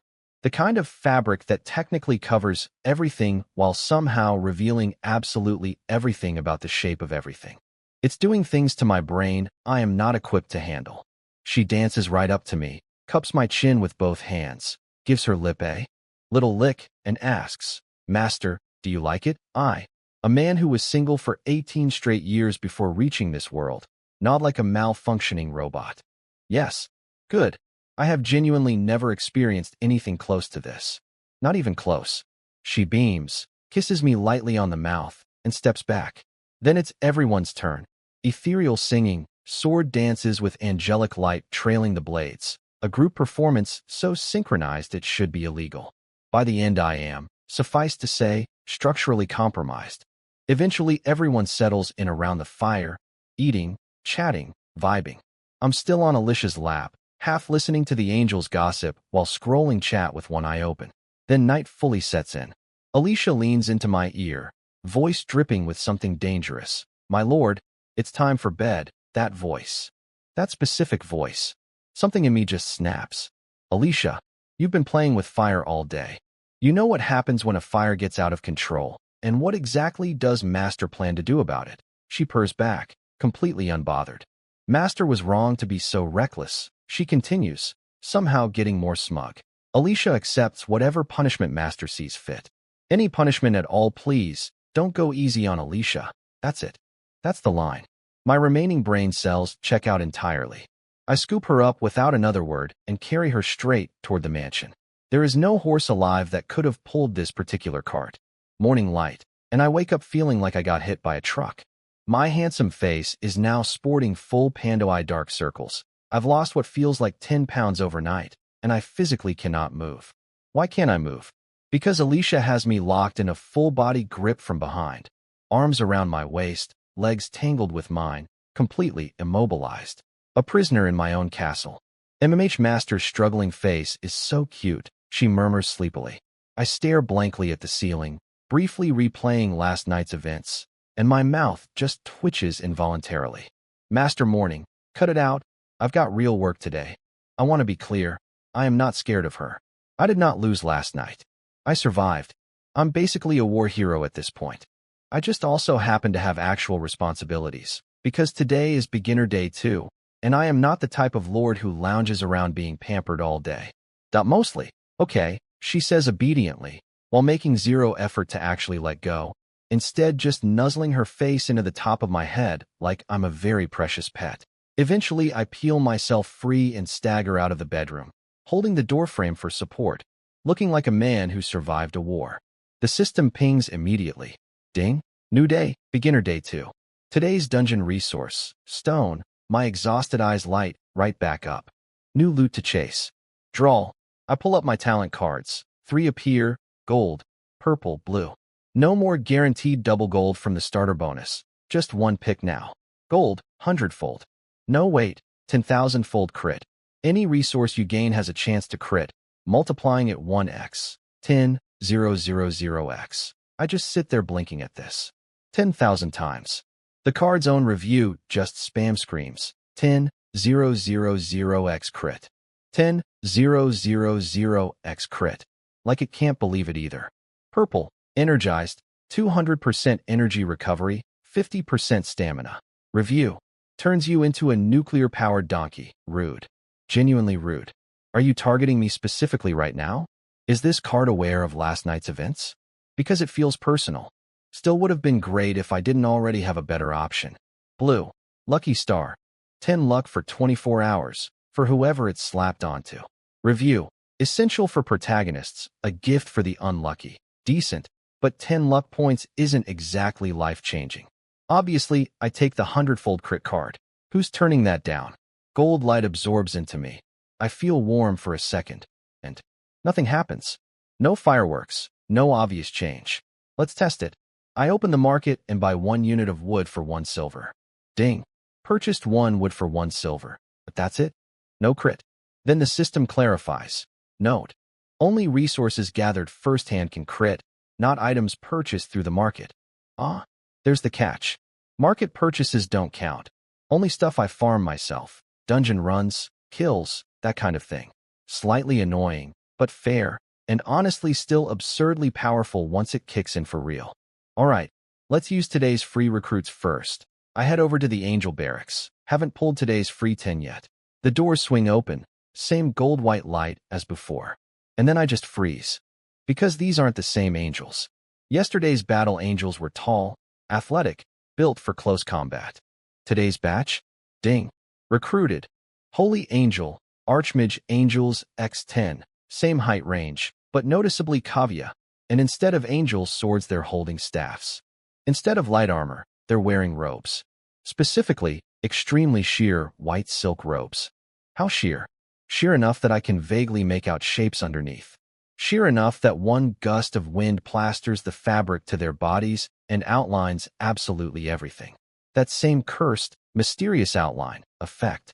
It is back. And somehow worse. Form is emptiness. Emptiness is form, I mutter to myself, looking away. I am, against all odds, completely calm right now. Growth. I take a breath and check their stats. Archmage Angels, Super Divine Talent, Black Iron 1-star HP, 13,277 attack, 1,810 defense, 724 stamina, 965 spirit, 1,943 unprecedented Super Divine Spellcaster unit, insane attack and spirit, 1 ultimate clears. The whole field. I just go, well, good hell, now I'm completely set. 20 angels total, 10 melee tanks who can take a hit and dish one out, and 10 ranged casters who can wipe an entire battlefield with one spell. Melee covered. AoE covered. Crowd control covered. This roster is just unfair at this point. Physical brutality on one side, magical annihilation on the other. No time to waste. I march all 20 of them straight to the feast hall. The battle angels get their usual menu. Light fruit. Angels tears, blessed soul. Meat. But the archmages get a different spread, tuned for spellcasters instead of fighters. Star fruit. Permanent 5% skill power, temp 50% all stats, 200% spirit for 12 hours mana spring, instant 100% angelic power refill, 500% mana recovery for 6 hours wisdom light, 200% EXP for 12 hours, slowly raises talent tier same general. Vibe, just shifted toward casting power and mana sustain instead of raw combat. I get my own meal too, mostly the same as yesterday, different menu items though. Everyone eats, everyone buffs up, the whole squad's at peak performance. Move out. Battle angels gear up in gold light, full armor on. The archmages' formerly very revealing robes transform into starlight woven mage robes studded with tiny gems, like someone draped the night sky over their shoulders. All 20 line up, waiting on my word. I check today's dungeon options. Day 2 unlocks stone and a brand new resource, energy crystals. Stone's the obvious one, basic building material, same deal as wood, and I'm going to need a lot of it as my territory keeps unlocking new buildings, walls, watchtowers, housing, you name it. Resource demand only scales up from here, so there's no such thing as too much stone. Energy crystals are the more interesting unlock though. These drop randomly off kills, ranked tier 1 through 12, and they're essential for upgrading units, barracks, and certain buildings. This is actually why my Angel Barracks has been stuck without an upgrade option. It needs a tier 1 light crystal specifically. Same deal with the legendary bonfire, except that one only needs a fire crystal, slightly easier. The outpost and feast hall don't need crystals since they're functional buildings, but they eat plenty of other resources instead. Stone dungeons can occasionally drop crystals too, just at a low rate. Outside of that, the only other way to get them is hunting wild monsters or waiting for the dungeon tier that unlocks on day 5. Now, about today's stone dungeon specifically, it's a world made entirely of rock, home to stone sprites. These guys have way more HP and defense than the wood sprites, and a higher tier overall. Most new lords just can't clear this dungeon at their current power level, So they either wait it out or just scavenge resources around their own territory instead. Not my problem, though. Every dungeon only opens once a day. Skipping today means losing that chance permanently for today, and it's not like I can just go pick up rocks lying around my forest territory. There are none. It's all trees. And going outside the safe zone is genuinely dangerous, even for new lords. There are wild creatures out there that hit way above their weight class. In fact, just today alone, over 1,000 new lords have already been eliminated. And it's not from losing inside dungeons. It's because they ran out of wood, tried to go gather it manually outside the safe zone, and something out there ate them. Outside resources are pocket change compared to what one good dungeon run nets me. So my policy stands. I am not leaving the safe zone during the beginner protection period. Into the dungeon. Gold light. And we land somewhere completely different. A whole world made of stone. Gray rock floors. Towering stone pillars. No sun. Just dim ambient light from nowhere in particular. Smells dry, dusty, very quarry. Nearby, a bunch of round little rock guys are busy doing rock guy jobs. Hauling stone, mining, building stuff. Stone sprites. I check one stats. Stone sprite. Excellent talent. Black iron 7-star 350 HP, 15 attack, 30 defense, 30 stamina. Tougher than the wood sprites for sure. Decent defense. But honestly, still nothing. A normal lord's units would grind on these things for half a day and barely scrape together 10 units of stone an hour. Begin the raid. The second I say it, the sprites all snap their heads toward us, eyes glowing red. Intruders, destroy the intruders, defend the homeland. They charge in like an army. Genuinely dramatic. Very brave. Then the archmages calmly lift their staffs. Eternal starlight. The sky just opens up. Beams of light rain down from nowhere, slam into the crowd of charging sprites, and the entire area just gets wiped in one spell. No screams, no survivors, just rubble and 100+ units of stone scattered on the ground. One spell. One. From one angel. Cleared a whole zone. Thought, okay, that's actually kind of insane, I mutter, genuinely impressed. The battle angels aren't about to be outdone either. They swoop in with their usual raging wave combo, taking out 20 sprites per swing. More angels join in, sword light flashing, beams falling from the sky. And within moments the entire stone world is just gone. Flattened. I stand safely off to the side watching this unfold and feel a tiny, fleeting pang of guilt. These sprites were just minding their own business, building their little rock town, and then a literal angel army showed up and erased their entire civilization in under 10 minutes. But hey, that's the rules of this world. Take or be taken. Weakness is the only real sin here. If I don't do this to someone, somebody will eventually do it to me. The only way to protect what's mine is to keep getting stronger, and the only way to do that is to keep taking. System pulls me back to reality. Ding. Killed one stone sprite, one stone. Ding. Crit talent triggered. 560x multiplier. 560 stone. There it is. There it is. I check the logs, and it's basically nonstop. One stone. Crit 237x 237 one stone. Crit 1892x 1892 one stone. Crit 91x 91 one stone. Crit 8888x 8888 about once every 10 drops. It crits. Multipliers ranging anywhere from 1x to a full 10,000x. The stone counter is just screaming upward. 1,000. 5,000. 10,000.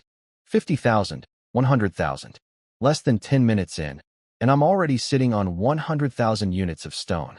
And it gets better. The crit doesn't just multiply quantity. It can also crit the quality of resource cards. One common stone card, crit 100x quality. One rare stone card, one common stone card, crit 37x. 37 common cards. One elite stone card, crit 289x.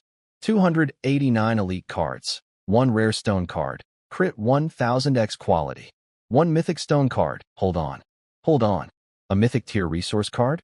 Those things are worth tens of millions of units of stone, and even that undersells it, because once you're past epic tier, resource cards aren't just worth more stone, they become the only way to upgrade certain late-game buildings. Eventually, raw materials alone won't cut it no matter how much you stockpile. you need the card itself. So a mythic card isn't worth 10 million stone. It's worth way more than that, because it's a key that raw stone literally cannot substitute for. I'm just sitting here, watching my bank account inflate in real time, grinning like an idiot. Yes, this is awesome. The good news train keeps rolling. Ding. Killed stone sprite. 1 tier 1 rock crystal. Ding. Crit triggered. 78x multiplier. 78 rock crystals. 78 crystals.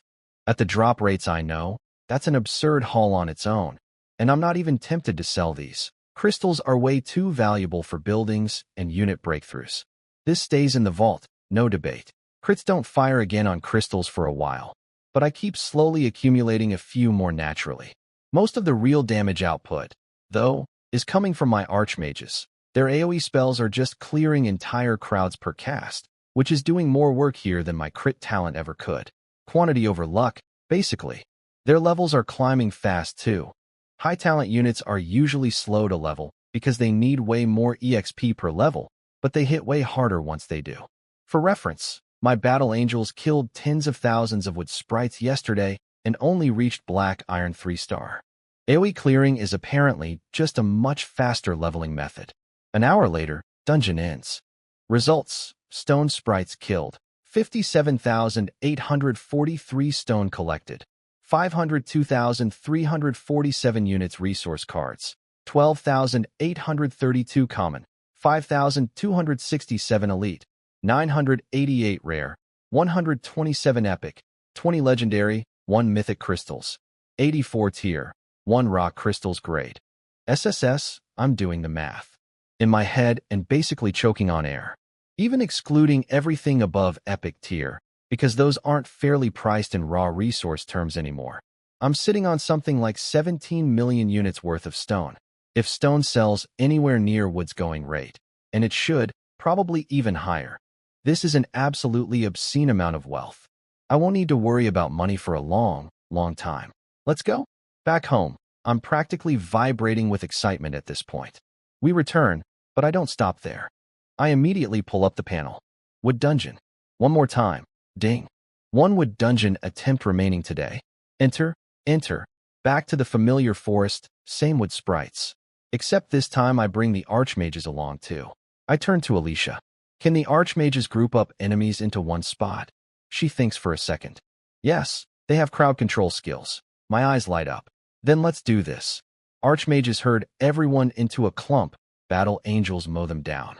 Killing one by one is too slow. Grouping them up levels everyone faster. Yes, master. The archmages take to the sky in formation, raise their staffs, and 10 spells drop simultaneously, flooding the forest in golden light. The wood sprites, like they've been hypnotized, all start running toward one spot. Not toward salvation, but directly into a wall of incoming sword strikes. An hour later, 62,347 wood sprites killed 725,832 wood collected big haul of cards across all tiers 6 tier. 1 wood crystals SSS grade. I look at these numbers and barely react. Resources? Honestly, at this point, I don't even care anymore. It's just numbers on a screen now. I'm a little disappointed. Actually, the wood crystals didn't crit even once. We head home. Before opening the new chests, I check my full inventory tally. Wood, 736,500 units stone, 502,300 units gold, 478 silver, 76,699 crystals, 84 tier, 1 rock. 6 tier, 1 with stacks and stacks of resource cards across every tier. Up to 1 single mythic stone card. I stare at the numbers for 3 solid seconds. But the gold unique 10,000-fold crit talent is genuinely unfair. After the excitement fades, I remember to check on the angels. Every single one of them jumped to black iron 6-star. Alicia's even higher, black iron 7-star. Base stats up across the board. If I ran yesterday's upgrade dungeon difficulty again today, it'd probably be a complete joke now. I checked the 2 new chests, both SSS grade. Sadly, neither one crit on the way in. Honestly disappointing. I was hoping for at least a measly few hundred times multiplier on something. Greedy, I know, but still. Whatever, let's just see what's in these. I shrug, cracking my knuckles. and open the wood chest first. 100 gold, a participation trophy at this point, doesn't even register anymore. Divine Blueprint. Divine Lumber Mill Epic Blueprint. Empire Swordswomen Barracks, I checked the lumber mill stats. Divine Lumber Mill base output. 10,000 wood / day 1,000% wood production chance to drop wood resource cards while operating 300% worker efficiency. No fatigue upgrade cost. 10,000 wood, 5,000 stone, 1 wood crystal. I just go, damn, out loud. A normal Lord's lumber mill is some sad little shack with a couple busted axes, producing maybe 10 to 20 wood a day if you're lucky. A looted enemy mill might get you 100 to 500. Mine produces 10,000 base, times an extra 1,000%, so easily over 100,000 units a day, with bonus resource cards thrown in for free. This is a literal printing press. But then I read the fine print. Requires villagers to operate, and my excitement crashes immediately. I don't have any villagers yet. Beginner period lords only get population starting. Day 3, either through migrants showing up naturally, driven by reputation/fame, or by building a recruitment center, which I can't even unlock until I hit Tier 1 level 9. Recruitment is also a total gotcha. Random talent, no pity system, and it's a server-wide shared pool, so good luck. So, this mill is just decoration for now. Ugh, 1 whole day of production wasted. That's at least 100,000 units I'm not getting. 90,000 silver. 900 gold. Gone. I sigh dramatically. A literal money printer sitting right in front of me, completely useless until I get workers. Tomorrow, then. Moving on to reward number 3. And yes, this chest somehow dropped 3 separate rewards. Empire Swordswomen Barracks. Epic tier 50,000 HP 50 free recruits / day during beginner period. The Empire's elite female warriors, known for elegant swordsmanship and a cold, ruthless combat style. A brand new unit type. Epic tier on its own would be enough to dominate the entire beginner phase for most lords. But, and this is the fun part, I have a certain card fused permanently into my mansion that says any barracks built on my territory auto-upgrades to Super Divine tier, regardless of what it actually started as. Build it. The blueprint flies out, settles into an empty spot, and forms into something completely different from the Angel Barracks. Pale jade construction, elegant flying eve roofline. Wind chimes tinkling softly. Ancient script over the door reads, Frost Maidens. Ooh, I like the sound of that. My brain immediately conjures up every ethereal, untouchable celestial maiden trope I've ever seen in any drama, ever. Cold, elegant, devastatingly powerful, probably also devastatingly gorgeous, knowing my luck so far.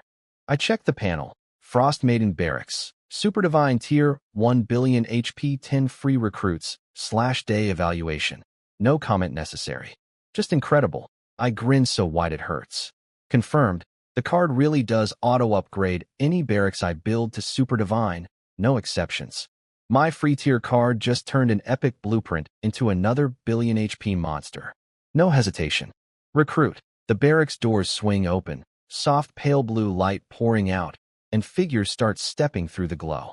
A mature, ethereal woman steps out first, wrapped in this gossamer thin silk dress, blue-green embroidery at the collar, white hair pinned up with ornate hairpins.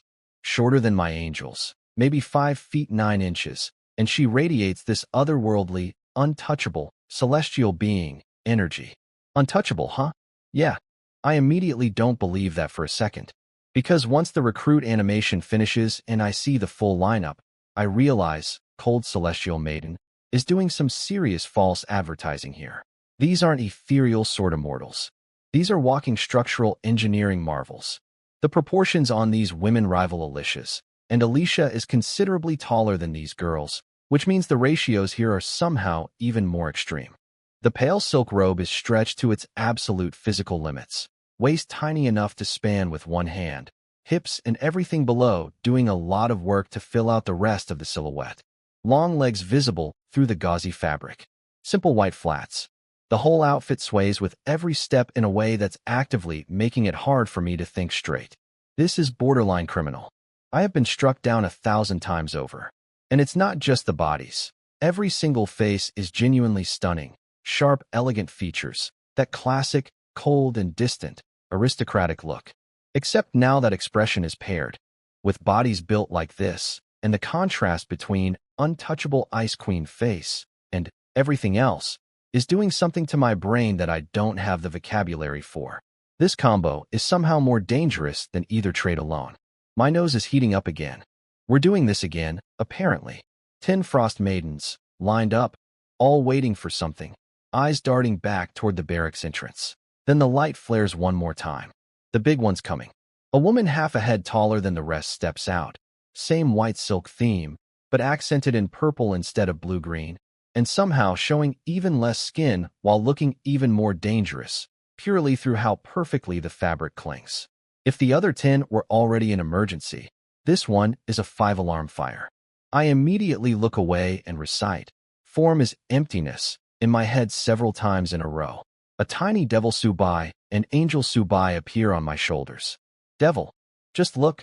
Who cares? She's literally your own unit. Angel. Yeah. Fair point. Seconded. Comma. So, no further internal debate required. I look. Her face is even more refined than the others, with this lazy, half-lidded look to her eyes, and her hair, unlike the white-haired maidens, is a deep purple matching her outfit accents, makeup to match. The contrast between sleepy, sultry woman and supposedly divine celestial being gives off this dangerously magnetic energy. "Master," she says, voice cold but with this lazy drawl underneath. "Frost Maiden, Cold Moon, at your service." She and the rest bow. I just short-circuit completely. "She calls me master too? You're a celestial maiden. You're supposed to be untouchable. You're ruining my entire mental image of what a celestial maiden is supposed to be. Cold Moon, I am begging you." Cold Moon, watching me visibly malfunction, licks her lips slowly. "Master, is something bothering you?" I take a deep breath and just chant internally. "Business, business, there's still business to do. Business, Cold Moon." "Welcome to the team," I manage after several long, humiliating seconds of recovery. I do not look at her body again. I immediately pull up her stats panel instead, for my own survival. Cold Moon, Immortal Divine Talent, Black Iron 1-star HP, 34,000 attack, 3,500 defense, 2,700 stamina, 3,200 spirit, 2,200 legion buff, 1,200% training /EXP /march speed, 1,000% all stats, incredible. Top of the top, another Immortal Divine hero. I genuinely don't know what tier sits above this. Nobody's ever taught me. But the vibe is clearly extremely good. I check one of the regular Frost Maidens too. Cold Blade Sword Immortal, Super Divine, Black Iron 1-star. HP, 13,200 attack, 2,400 defense, 1,080 stamina, 1,440 spirit, 1,010 pure offense. Nothing more needs to be said. 2 heroes, 2 squads, both absurdly overpowered, and my poor heart rate has not recovered once today. I'm reading the unit name again, with a very specific expression on my face. Cold Blade Sword Immortal, a swordswoman. Aloof. Elegant. Cold. Buddy, your outfit and your body say something extremely different from cold and aloof. Is this entire species built on the concept of irony? Ice on the outside, absolute chaos underneath? Okay, fine. Research project for tonight, noted.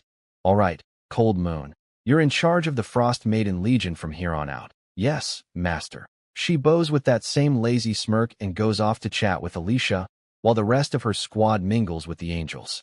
With everyone distracted and no longer actively trying to give me a heart attack, I finally get a moment to breathe. Time for the second SSS chest, this one from the Stone Dungeon. Open, 100 gold, standard tax at this point. Divine Wonder. Giant Stone Statue, 100x unit recruitment cards, 3 rewards again. And recruitment cards. These let me bypass the daily recruit cap entirely. My current roster sits at a measly 30 units, which, embarrassingly, is on the low end for my territory tier. Other lords at this level are sitting on hundreds of units already. Mine's tiny by comparison, but hey, I'm not exactly worried about feeding them, given my resource situation. Quality over quantity, that's the whole strategy here. First, the Wonder, Giant Stone Statue. Divine tier 200% mining efficiency, 200% stone, gain 200% damage versus defense-type races. With this, Mom never has to worry about your stone shortage again. Basically the stone-flavored twin of my lumberjack statue. Place it down. A stone miner statue with a pickaxe and a mining helmet rises up, same scale as the wood one, and the whole territory shudders slightly when it locks in. Nice. Now, the recruitment cards. 100 of them. How do I split this? Current roster: 10 Battle Angels, 10 Archmage Angels, 10 Frost Maidens. Even split. I decide on roughly 25 Angels, 25 Maidens, kind of split, sending it through. 25 cards Battle Angels, 20 cards Archmage Angels, 25 cards Frost Maidens, 30 cards Cold Spell Immortal. Wait. Hold on. What's that? A brand new unit type just popped up, same way the Archmages did. Another subtype hiding in the same barracks. Cold Spell Immortal. Huh? Let's see how you actually are. The recruitment animation plays out, and out walk. Yet another variant. If the Sword Maidens were elegance with an edge, this batch is.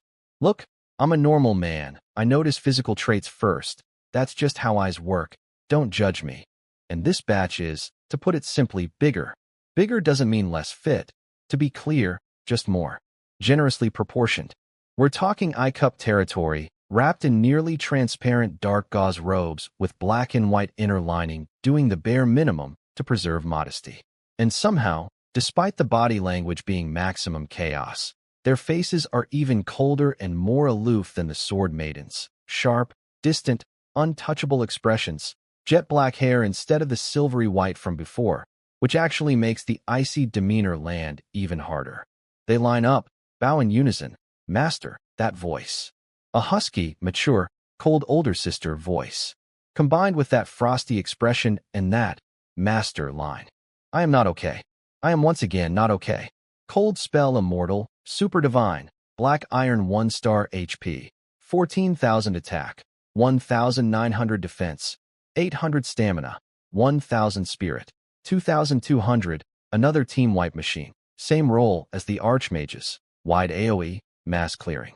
Final roster tally: 35 Battle Angels, 30 Archmage Angels, 35 Frost Sword Maidens, 30 Frost Spell Maidens, 130 Super Divine units total, plus 2 Immortal Divine heroes leading them. This roster could probably go toe-to-toe with last cycle's tail-end veteran lords, never mind anyone in the current beginner region. But, and I keep telling myself this, I am not touching that fight yet.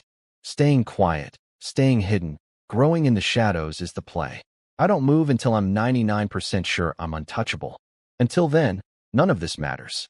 Patience first, flexing later. With the new units squared away, I check my mansion upgrade panel. Cost to Tier 1 Level 4, 2,000 wood, 2,000 copper. Done. Ding. Mansion upgraded. Tier 1, Level 4. Ding. Congratulations, first lord in the region to reach this level. Ding. Reward, better furniture set. I raise an eyebrow. Another, better, item series. Let's see it. Better furniture set comfort 3,200% energy recovery while resting on the furniture self-cleaning. Never gets dirty 100% loyalty growth speed when interacting with units/heroes on it. I read that last line and my face goes flat. Interacting? What kind of interacting? Don't you dare imply anything. I am not that kind of guy. I 100% am that kind of guy at this point, but the principle stands. Comfort goes from 87 to 117 with this boost, and, ding. Total comfort has reached 100. Hidden effect unlocked. All units/heroes 10% to all stats. Nice. Not huge, but free stat boosts are free stat boosts. I'll take it. Then the mandatory challenge dungeon kicks off automatically. Into the dungeon. Enemy base. Tier 1, Level 4, units now Black Iron 4-star. Noticeably easier than what we faced yesterday. Confirms my theory, difficulty resets after a day passes. For a normal lord, 1 level up a day would already be considered great progress. Go ahead, clean this up fast, I say. But this time, I bench Alicia and the Angels. The Frost Maidens need the EXP more, even if dungeon EXP gains are modest. Gotta spread the love. Cold Moon steps up. Vast heavenly abyss. The sky literally splits in half. Just the pressure of the move alone crushes the base into dust before it even finishes casting. Same loop as before, bases spawn, get erased, difficulty climbs. Except this time it's Cold Moon and her sword maidens doing the cleanup work instead of Alicia. Heart-stealing blade, lands over and over, base after base falling without a fight. An hour later, 60 bases destroyed, SSS grade. And Alicia didn't even need to lift a finger. The Frost Maidens are clearly just as terrifying as the angels. Back home, I open the chest. 100 gold divine blueprint. The Great Wall. I blink. The Great Wall? Let's see it. The Great Wall, divine tier build cost. 10,000 wood, 10,000 stone. PER meter HP. 100,000/meter immunity to all attacks under 10,000 power blocks flying units from crossing, blocks tunneling units from going under self-repairs 1%. Max HP per second 200% all stats for units defending atop the wall fixed minimum damage taken. 1 per second normally, capped at 10 per second even against attackers who exceed its defense. I just sit there in stunned silence. 0.20,000 units of resources per meter. This thing eats gold like it's a hobby. But here's the kicker. That defense profile is absurd. 10,000 power needed just to scratch it. And even then, damage is capped at 10 per second, not per hit. There's a massive difference there. Alicia herself probably couldn't dent this thing. Even a mythic talent unit would need to be Platinum Realm just to start chipping away, and even then it'd take forever thanks to the damage cap. For anyone below Gold Realm, this wall is functionally invincible. During the beginner protection period specifically, this wall is just unkillable. Full stop. Worth it. I'd been considering dumping my excess resources onto the market for more profit, but now I'm rethinking that completely, because a wall that's actually useful needs to be at least a kilometer long to mean anything. And at 20,000 resources per meter, that's 20 million resources just for the first kilometer. Suddenly today's haul doesn't feel like nearly enough. Out of curiosity, I check what a normal wall looks like for comparison. Basic wooden wall, common tier, cost 10 wood/meter 1000 HP/meter no special defenses, breaks to basically anything, better than nothing, barely. Then I look back at the Great Wall blueprint. 10,000 wood and 10,000 stone per meter. 100,000 HP per meter. Immunity to anything under 10,000 power. Anti-air, anti-tunnel, self-heal, defender buffs, damage cap. There's genuinely no decision to make here. I'm building the real one. I do the math. To fully ring my territory, I'd need roughly 1,500 meters of wall, which works out to about 15 million units each of wood and stone. That's an insane number. But this wall is also the single most important defensive investment I could possibly make. Anti-air and anti-tunnel alone means nobody can just teleport behind me or burrow under to assassinate me. No more worrying about surprise attacks. Even a partial wall around my core buildings beats nothing. Let's place it. The blueprint flares gold-brown, settles on the territory edge, and a 1 meter wide chunk of wall rises out of the ground. Gray stone block, covered in glowing runic carvings, and's left open for future extension. I stare at this 1 single meter of wall and feel a genuine pang of grief. 10,000 wood, 10,000 stone, for 1 meter. Waist high, looks pathetic on its own. No, absolutely not. This is embarrassing. We're going bigger. I do the real math now. Circular territory layout for max area. A 1,000-meter ring nets roughly 79,000 square meters, which should be plenty room for my buildings. At 10,000 wood 10,000 stone per meter, that's 10 million units of each resource for a full kilometer. I check my vault.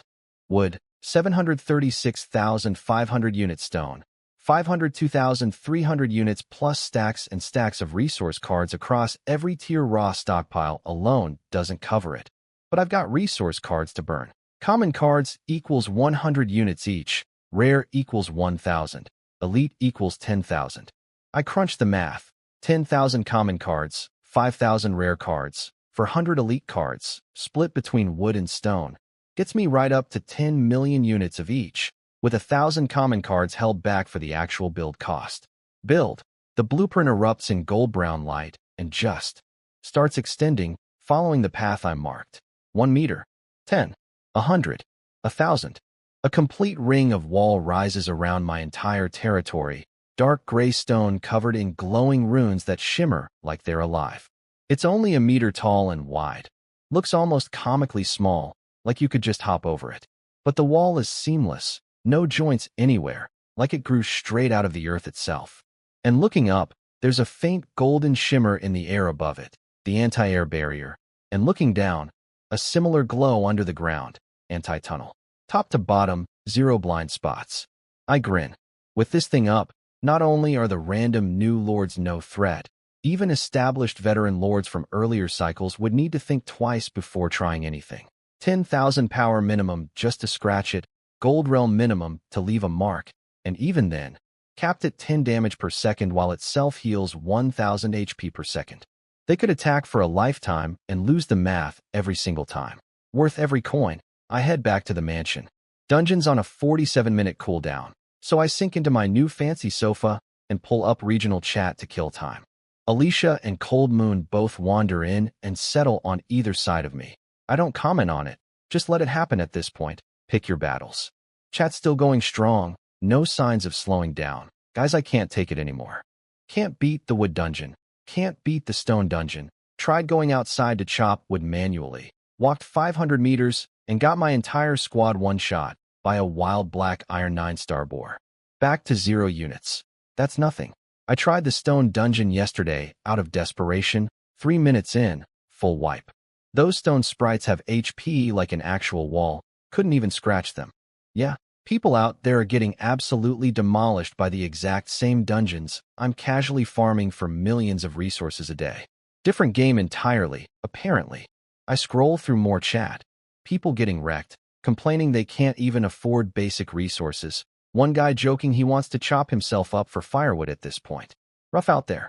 I read all this with zero emotional reaction. Is it hard for them? Sure. If I didn't get my busted unique talent, I'd be in the exact same boat as everyone else. No reason to laugh at them.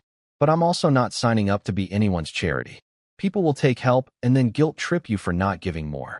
That's just how this works. Mind my own business, live my own life. I'm about to close chat when something catches my eye.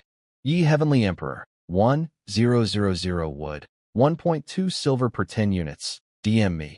Ye Heavenly Emperor, 500 stone, 1.5 silver/unit, bulk discount available.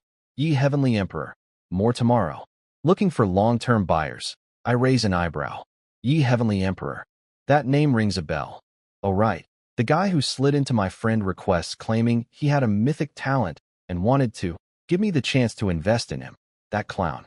How's he getting hundreds of units of resources a day? Normal lords don't pull numbers like that. Either he's got a strong unit like mine, or his talent's directly tied to resource generation somehow. Interesting. Chat's losing its mind over him. Holy crap. Ye fans selling. Got 50 wood. Thank you, big bro. Got some too. Price way under market rate. Market's at 1.5 silver now and rising. Ye fan big bro. Please, long term. Partnership. I need wood every day. Wait. Is this the mystery boss from yesterday? No way. The mystery seller never responds to anything. Totally silent. Clearly some private hermit type. This is someone different. Don't care who he is. Anyone selling resources is a hero in my book. Add me. Prioritize me for future drops. Ye Heavenly Emperor. Limited friend slots. Only adding people with actual strength. I just sit there with my mouth slightly open.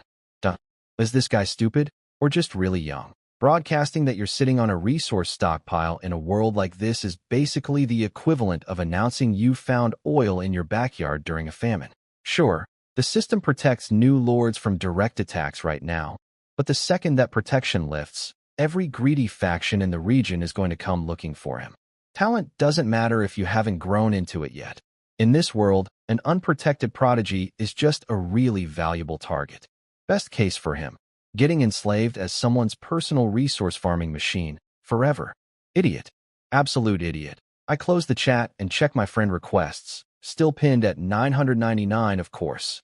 A few new highlights. I'm from the Zhao family. We control wood distribution in China. Want a partner? 50/50th split. Hello. I'm from the Li family. We handle stone exclusively. Let's talk before things get messy. Hey handsome. I'm actually a girl. Check the photo. We could meet up. Image attached. Bro, don't be picky about gender. I'm cute and from Chengdu. Let's link up. And then, unmistakably, I already gave you the opportunity to add me. Don't be ungrateful. That last one's from Ye Heavenly Emperor again. I almost laugh out loud. The confidence on this guy. People in regional chat are already side-eyeing him for the flex, and that's before protection lifts. The real predators haven't even shown up yet. All rejected. One click, clean sweep, 0 exceptions. After clearing requests, something occurs to me, barracks. I've only got 2 super divine barracks, angels, frost maidens, both from chest drops. Can I just buy one off the market? I searched the trading market for barracks blueprints. 0 results. Makes sense actually. Barracks are basically a lord's entire lifeline. Nobody sells their lifeline. And it's only day 2. Hardly anyone's even gotten a barracks blueprint yet, let alone one they're willing to part with. The only people who'd sell would be someone with a duplicate or someone who pulled a barracks for a faction they don't actually want. I think about posting in regional chat asking if anyone's selling. Before I can type it out, the system interrupts. Please confirm your territory name. I think it over for a second. Needs to be low-key. Generic. The opposite of Ye Heavenly Emperor, because nothing screams, main character target, louder than a name like that. And I am not trying to get noticed by whatever cosmic forces are paying attention to flashy names. I settle on something appropriately forgettable and post in chat. Generic username. Buying any unit barracks blueprints. Price negotiable. DM me. The message instantly vanishes into the wall of chat noise. I figure nobody's going to bite. Units are way too valuable to part with. Even garbage tier ones are useful as cannon fodder. Just as I'm about to give up on the idea, a DM notification pops up. Lu Rian, I have some spare units. Question is whether you can actually afford them. My eyes light up the second I see that message. Finally, somebody actually willing to sell. I message back immediately. What unit? What price? Lu Rian, common green lizard barracks. 100 free recruits a day. 1 gold coin. My smile freezes solid. 1 gold coin. For a common tier barracks.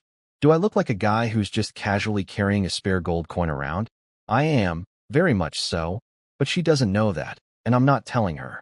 I type back, 1 gold coin? Who exactly do you think can afford that right now? Most starting lords have literally 1 gold coin total and 0 stable income this early. That price isn't realistic for anyone. Lu Rian. It's only day 2. Almost nobody else even has a second barracks. This is exclusive.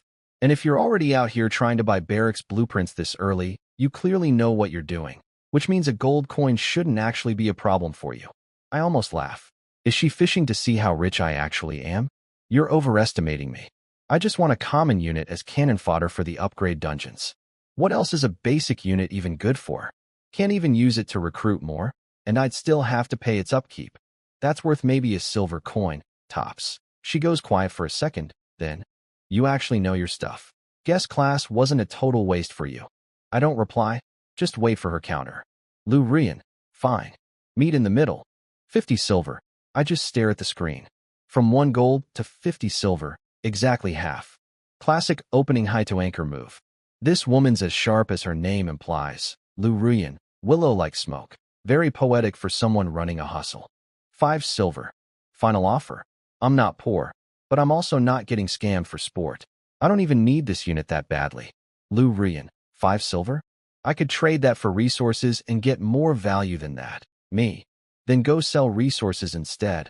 Lu Rian. Another long pause.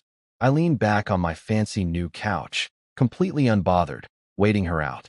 Lu Rian, 40 silver, lowest I'll go. Or, if you're short on silver, I'd also accept other things. Like humanoid female units. I stare at this message. Are you serious right now? You think I'd just hand over a humanoid female unit to a stranger over chat? Why would I trade away something I could just recruit myself for free? 5 silver, Lu Rian. 35, 5 silver, Lu Rian. Take it or leave it then. Carrot. I close the DM window right there. Who sends emoji mid-negotiation? It's a common tier unit. Not exactly something I'm desperate for. 35 silver for that would genuinely be a ripoff, and I refuse to be the guy who got fleeced by a Discord energy negotiator. Meanwhile, on the other end of that conversation, Lu Rian is staring at her screen, grinding her teeth. This guy is so cheap, she keeps typing replies and deleting them. Can't decide what to say, eventually just Doesn't send anything. Here's her actual situation. Lu Rian is a real 18-year-old, technically born into one of the most powerful noble families in China's divine realm power structure. Except she's the illegitimate daughter of an illegitimate son, basically the lowest-ranked nobody the family barely acknowledges.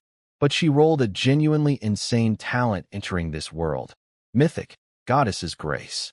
Can only recruit humanoid female units 1 talent tier to anything recruited 200% all stats to every humanoid female unit strong on paper. Except the restriction is brutal, humanoid, and female, and that's it. Her starting unit happened to be a mermaid, which counts, upgraded from rare to epic by her talent. But her second recruit? Also female, but not humanoid. Useless, can't even recruit it. 5 silver coins? The nerve, she's fuming, but can't stop herself from clicking my profile out of curiosity. My username, your goddess, my wallet. Her response, that what kind of username I asked that? This guy's definitely some gross otaku, who thinks about nothing else all day. Disgusting, but she's also out of options. It's day 2, her food stockpile is completely gone, her territory's stuck in the middle of a desert with 0 food sources nearby, and she has no resources left to sell and not enough silver to buy more food at the insane current market prices. Everyone in chat is desperately buying food, not selling it, and she can't compete. She'd been riding high on her mythic talent high, telling herself once the beginner period and she can just go home and lean on her family's resources to fix everything. Except surviving until then is the actual problem. That is this really how Empress Rian falls? Am I really about to jest? Starve to death here. She's on the verge of actual tears. Her mermaid unit watches from a distance, sighing at her increasingly unhinged muttering. Mermaid, internally, that is my lord having some kind of breakdown? She's crying now. This isn't going well. No regrets over walking away from Lu Rian's deal. I'm not getting played, and honestly, I don't even need that unit yet. Better to wait and see what tomorrow's talent draw gives me anyway. Time to work. I stand up, check the clock, dungeon cooldown's done. Alicia and Cold Moon get up with me, and within seconds my whole 130-unit army plus both heroes are lined up in front of the mansion. Mansion upgrade panel. Tier 1, level 4-5. Cost, 5,000 wood, 5,000 copper. Upgrade. Ding. Mansion upgraded. Tier 1, level 5. Ding. First lord in the region, again. Ding. Reward. Better hot spring. I just pocket it without opening. Challenge dungeon first. Into the dungeon. This time, the enemy base is Tier 2, level 5. Proper stone walls now, 3 meters tall. Units lined up on top. Gates shut. I check the chief. Black Crow leader, rare talent, bronze 6 star. Regular crows are bronze 5 star. 2 to 300 units total. Real difficulty jump compared to yesterday. Still, just a speed bump. Cold Moon. She steps forward, purple eyes flickering.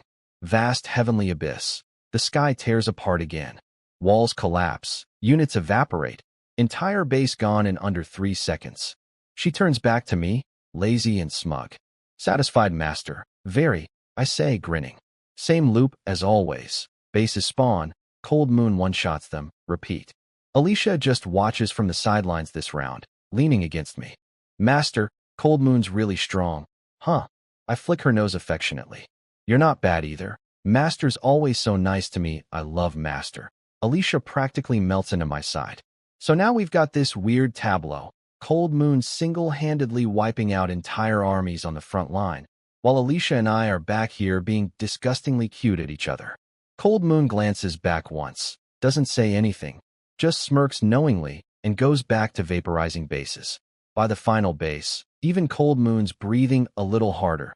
That last one was genuinely tough. Took real effort to bring down. Noted. Next escalation, I need Alicia and the squad in on it too. 60 bases. SSS great. Another chest. Back home. Maiden sent off to rest. I open it immediately. 100 gold divine blueprint. Hall of Heroes. I check the panel. Hall of Heroes. Divine tier, 10 million HP 30 loyalty to all units / heroes stores soul imprints. Fallen units / heroes can be resurrected here once. Daily, can summon an ancient spirit of any unit type already in your roster. Strength scaling with that unit's talent tier, no upper cap upgrade needs. Wood, stone, gold, and a soul crystal. I stop. Read it again. Wait. Is this resurrection? I am genuinely thrilled. Losing a strong unit permanently is basically every lord's nightmare scenario in this world. That's why everyone hoards cannon fodder units and babies their real fighters, because death here is final without some absurdly rare revival item.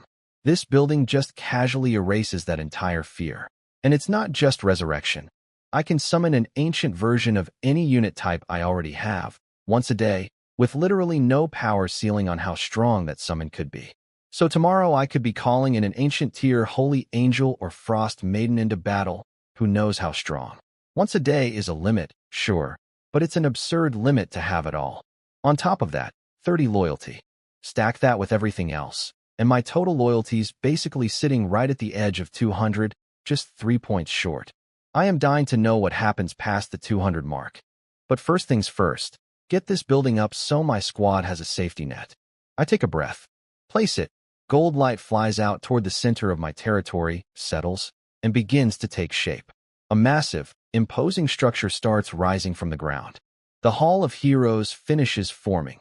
20 meters tall, dark gold stone, carved with battle scenes from every race imaginable, massive bronze doors glowing with faint blue runes. A blue gem the size of a fist floats at the very top, lighting up the whole territory. I push the doors open and step inside. The hall's enormous. A giant stone monument dominates the center, covered in glowing names, each one tied to a tiny floating light. Right now, none of those slots are filled. They're waiting for soul imprints. Everyone, come leave your soul imprint in the hall. The whole squad gathers, and even my super divine angels and maidens look genuinely stunned at this building's presence. They can feel how significant it is just standing near it. Master, what is this? Alicia and Cold Moon ask, both curious. I explain it. Resurrection, basically guaranteed, as long as the imprint's recorded. As long as this hall stands, none of you are ever truly at risk of dying. I promise you that. The reaction is immediate and overwhelming. In this world, units are normally just property, disposable, expendable, no different from resources to most lords. My squad clearly understands this is not how their lord treats them, and it visibly hits hard. Several of them just hug me on the spot, completely overcome. You're all my wings, I tell them gently. Of course I'm not going to let anything happen to you. Go on, go leave your mark. No hesitation. Every single angel and maiden files in and imprints their soul onto the monument. The names light up gold one by one, until all 132 lights are glowing steadily. I let out a long breath watching them flicker. My squad's finally got a real safety net. Even if the worst happens in battle, it's not actually the end anymore. Back at the mansion, waiting for the next dungeon cooldown, I do what I always do now.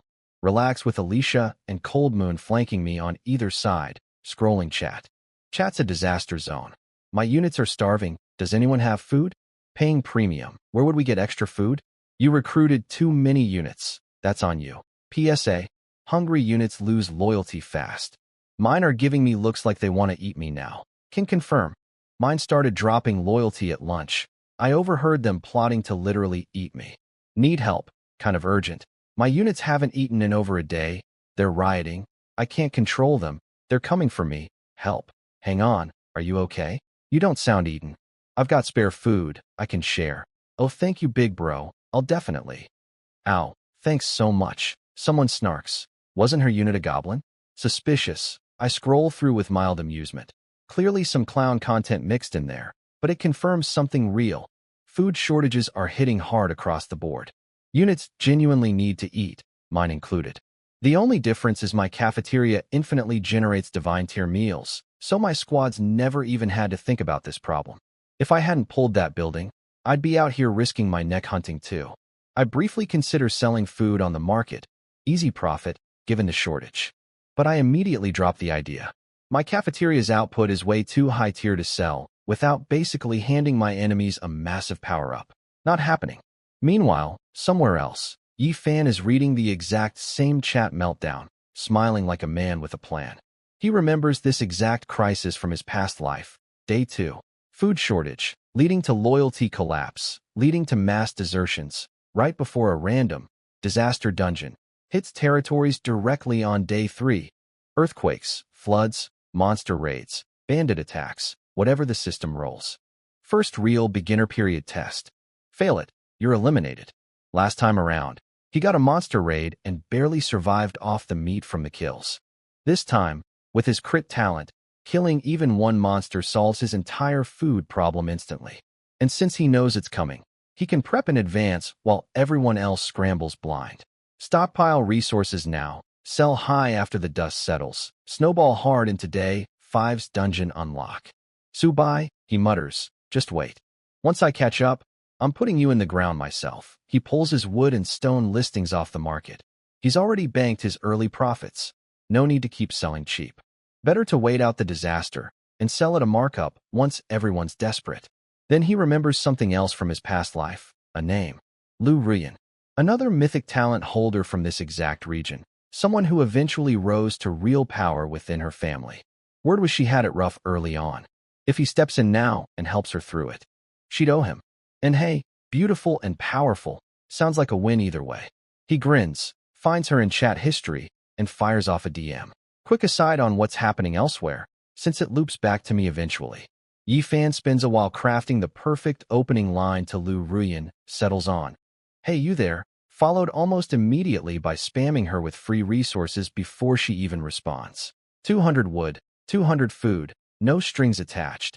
In his head, already planning how grateful she'll be once she's powerful, and he's the guy who helped her first, Lu Ruyan, staring at an unsolicited gift from a total stranger with a username almost as obnoxious as her own ego, is immediately suspicious.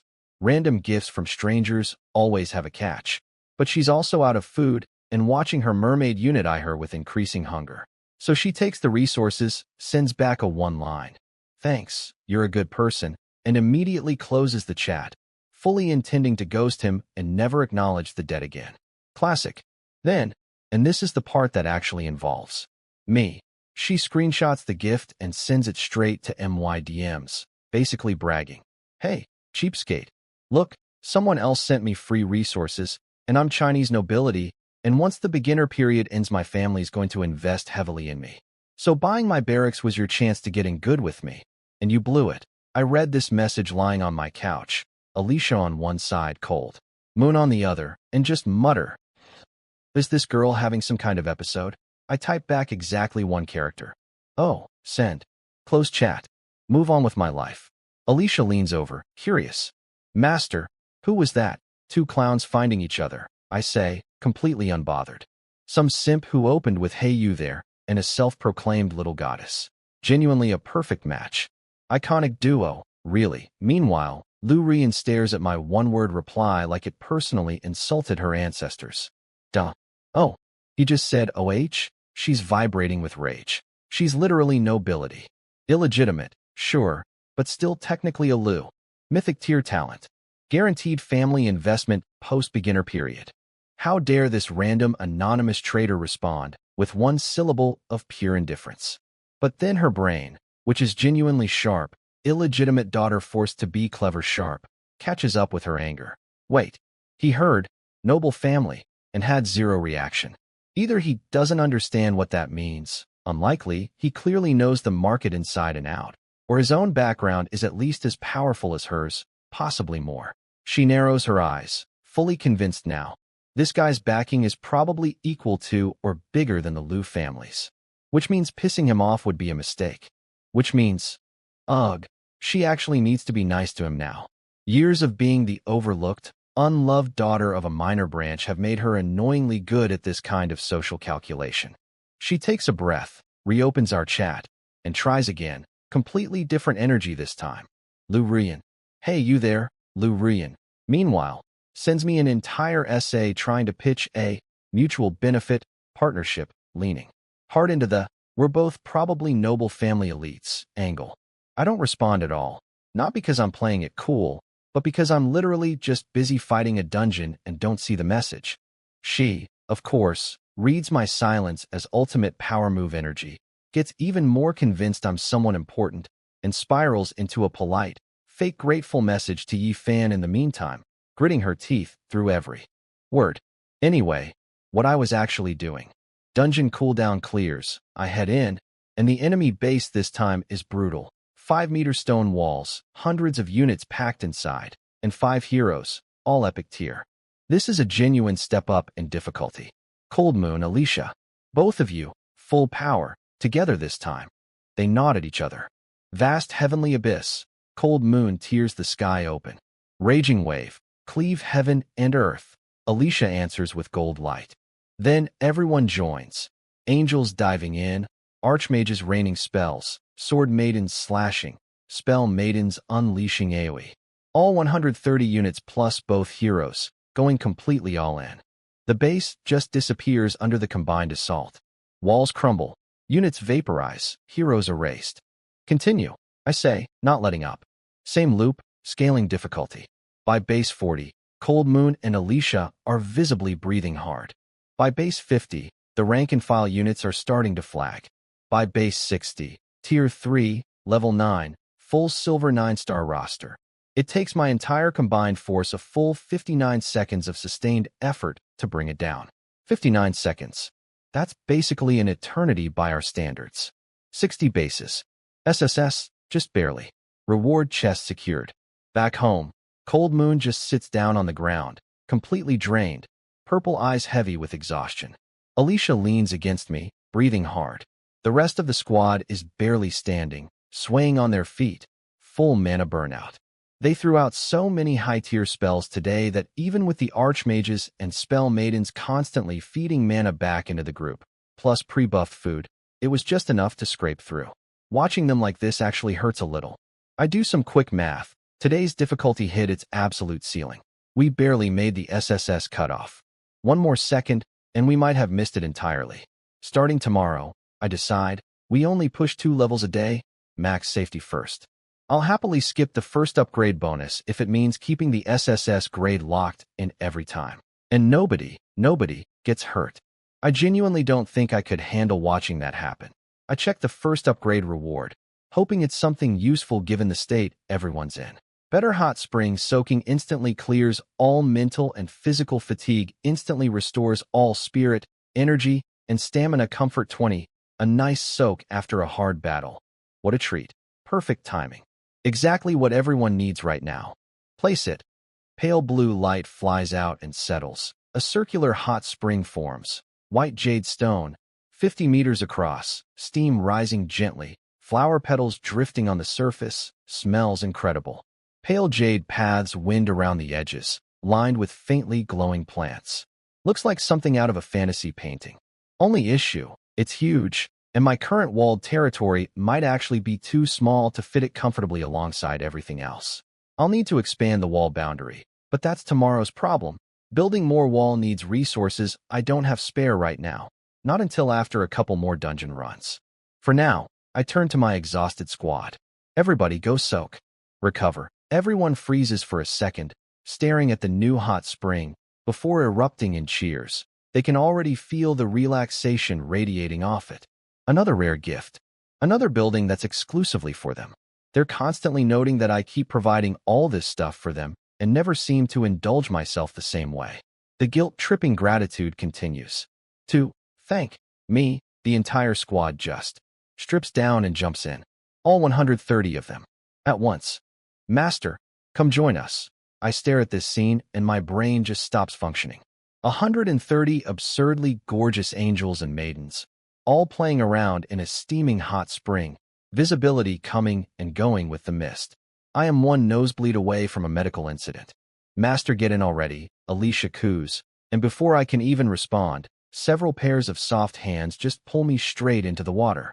Warm water wraps around me, and instantly all the tension melts out of my body, like the spring is physically washing away exhaustion. Master, feeling good? Alicia asks, wrapped around me. I answer with complete, shameless honesty. Yeah, really good. Cold Moon leans lazily on my other shoulder, looking satisfied. Master, I want. You don't want. We're talking about that tonight. She smirks. Fine. I'll just collect a small advance, then. That I am choosing not to elaborate on what that meant. After the soak, I lie by the edge of the spring, completely refreshed, genuinely zero fatigue, which is incredible, and open the chest. 100 gold divine blueprint. Eternal Tower, I check the panel. Eternal Tower, Divine Tier Passive, 100% HP and 100% defense to all territory buildings active. Opens a 10-second shield that makes the entire territory immune to all damage. Instantly heals 10% of all building HP. Then continues healing 1% per second afterward. Upgrade increases passive bonus, shield duration, and heal rates. I'm grinning so hard my face hurts. 10 seconds of total immunity. Doesn't matter who's attacking, gods, demons, whatever. They get nothing for 10 full seconds, and that window only gets longer with upgrades.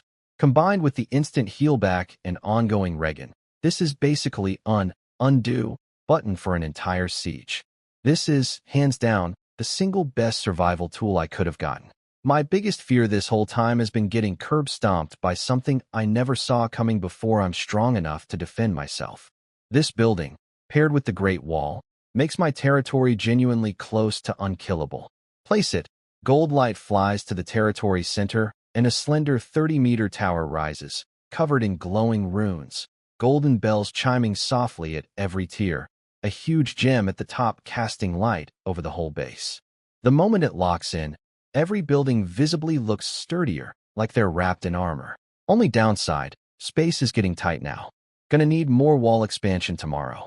I open regional chat and post, buying any type of crystal/crystal core. Price negotiable, DM me. Chat's pretty quiet these days. Everyone's too busy panicking about food to talk much, so my message actually gets noticed. A few DMs roll in, and I trade some wood and stone for assorted fire and frost crystals.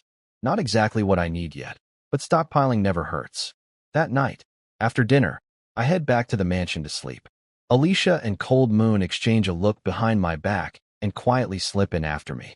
I barely get settled into bed before I notice both of them standing at the foot of it, smiling. Morning comes, and I wake up feeling like a husk of a man. Hollow eyes, pale, completely drained. I'm not exaggerating. I have to hold the wall just to walk out of the mansion. Straight into the hot spring. No hesitation. The warmth wraps around me and instantly washes away the exhaustion, mental and physical alike. By the time I crawl out, it's already 9 a.m. Check the system. New day, new talent draw available. Draw, 3 cards appear, gold, gold, blue. 2 golds. My eyes go wide. I check the blue one first. Blue rare, West Sea. Boosts the Lord's speech/charisma. 20 starting loyalty for recruited villagers. Card description references some art student, name I've genuinely never heard of in my life. Skip. First gold. Gold unique. Chosen King. Restricts all future villager recruits to male only. Permanent 100 loyalty for male villagers. 500% all stats for males. 1 talent tier cap for everyone. I read this. Look around at my 100+ angels and maidens. Look back at the card and just shake my head. Absolutely not. Why would I torch my entire current roster's relevance for a male-only future? And male units? For what? Fencing practice. Not my thing, personally. Second gold. Gold unique. Goddess descends. Restricts all future villager recruits to female only. Converts loyalty into devotion with a guaranteed floor of 100. Devoted unto death. Devotion scales combat power upward. Includes special interaction bonuses. 500% all stats for females. 1 talent tier cap. I don't even finish reading before my smile is already maxed out. This one. Obviously this one. There is no decision to make here. Hesitating for even a second would be an insult to myself as a man. Gold light absorbs into me. Warmth spreads through my whole body. And something about my presence just shifts. Like I'm radiating something different now. I feel a new, deeper connection forming with every angel and maiden around me. Something beyond loyalty. Alicia immediately presses up against me. Master, you smell so good now. Cold Moon drifts over too. Eyes gone soft. Master, why do you feel so different? So much more. Commanding, every single angel and maiden is suddenly looking at me with that look. I get chills. This card didn't change them. It changed me. And the change in MY presence is what's flipping their loyalty into something even more intense. Anyway, back to business. Plan for today. Run both resource dungeons. Stockpile for the next wall expansion, since my buildings are eating up territory space faster than the wall can grow. Before I can even open the dungeon menu, A DM blows up my screen. Lurian, hey you there? Exhausted emoji. Lurian, what were you doing all night? Why aren't you answering? Lurian, please, just one reply. Lurian, one. Lurian, cheapskate. Lurian, come on, answer me. I have something important. Lurian, dude, you literally just posted asking to buy crystals and you can't even acknowledge me. Lurian, I'm losing it. Lurian, just acknowledge me already. Lurian, I just got a light crystal. Want it? Reply and it's yours. I raise an eyebrow. What does SHE want now? Checking the timestamps. Yeah, all of this happened while I was occupied in the hot spring with Alicia and Cold Moon. This girl's persistence is something else. But, light crystal, that's actually exactly what I need. Eternal Tower upgrade needs 1. Angel Barracks upgrade needs 1 too. I type back, what's the catch?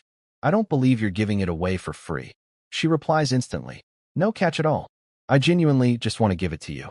Also wanted to get to know you better. I sit with this message for a second. Free? Genuinely free? In this world?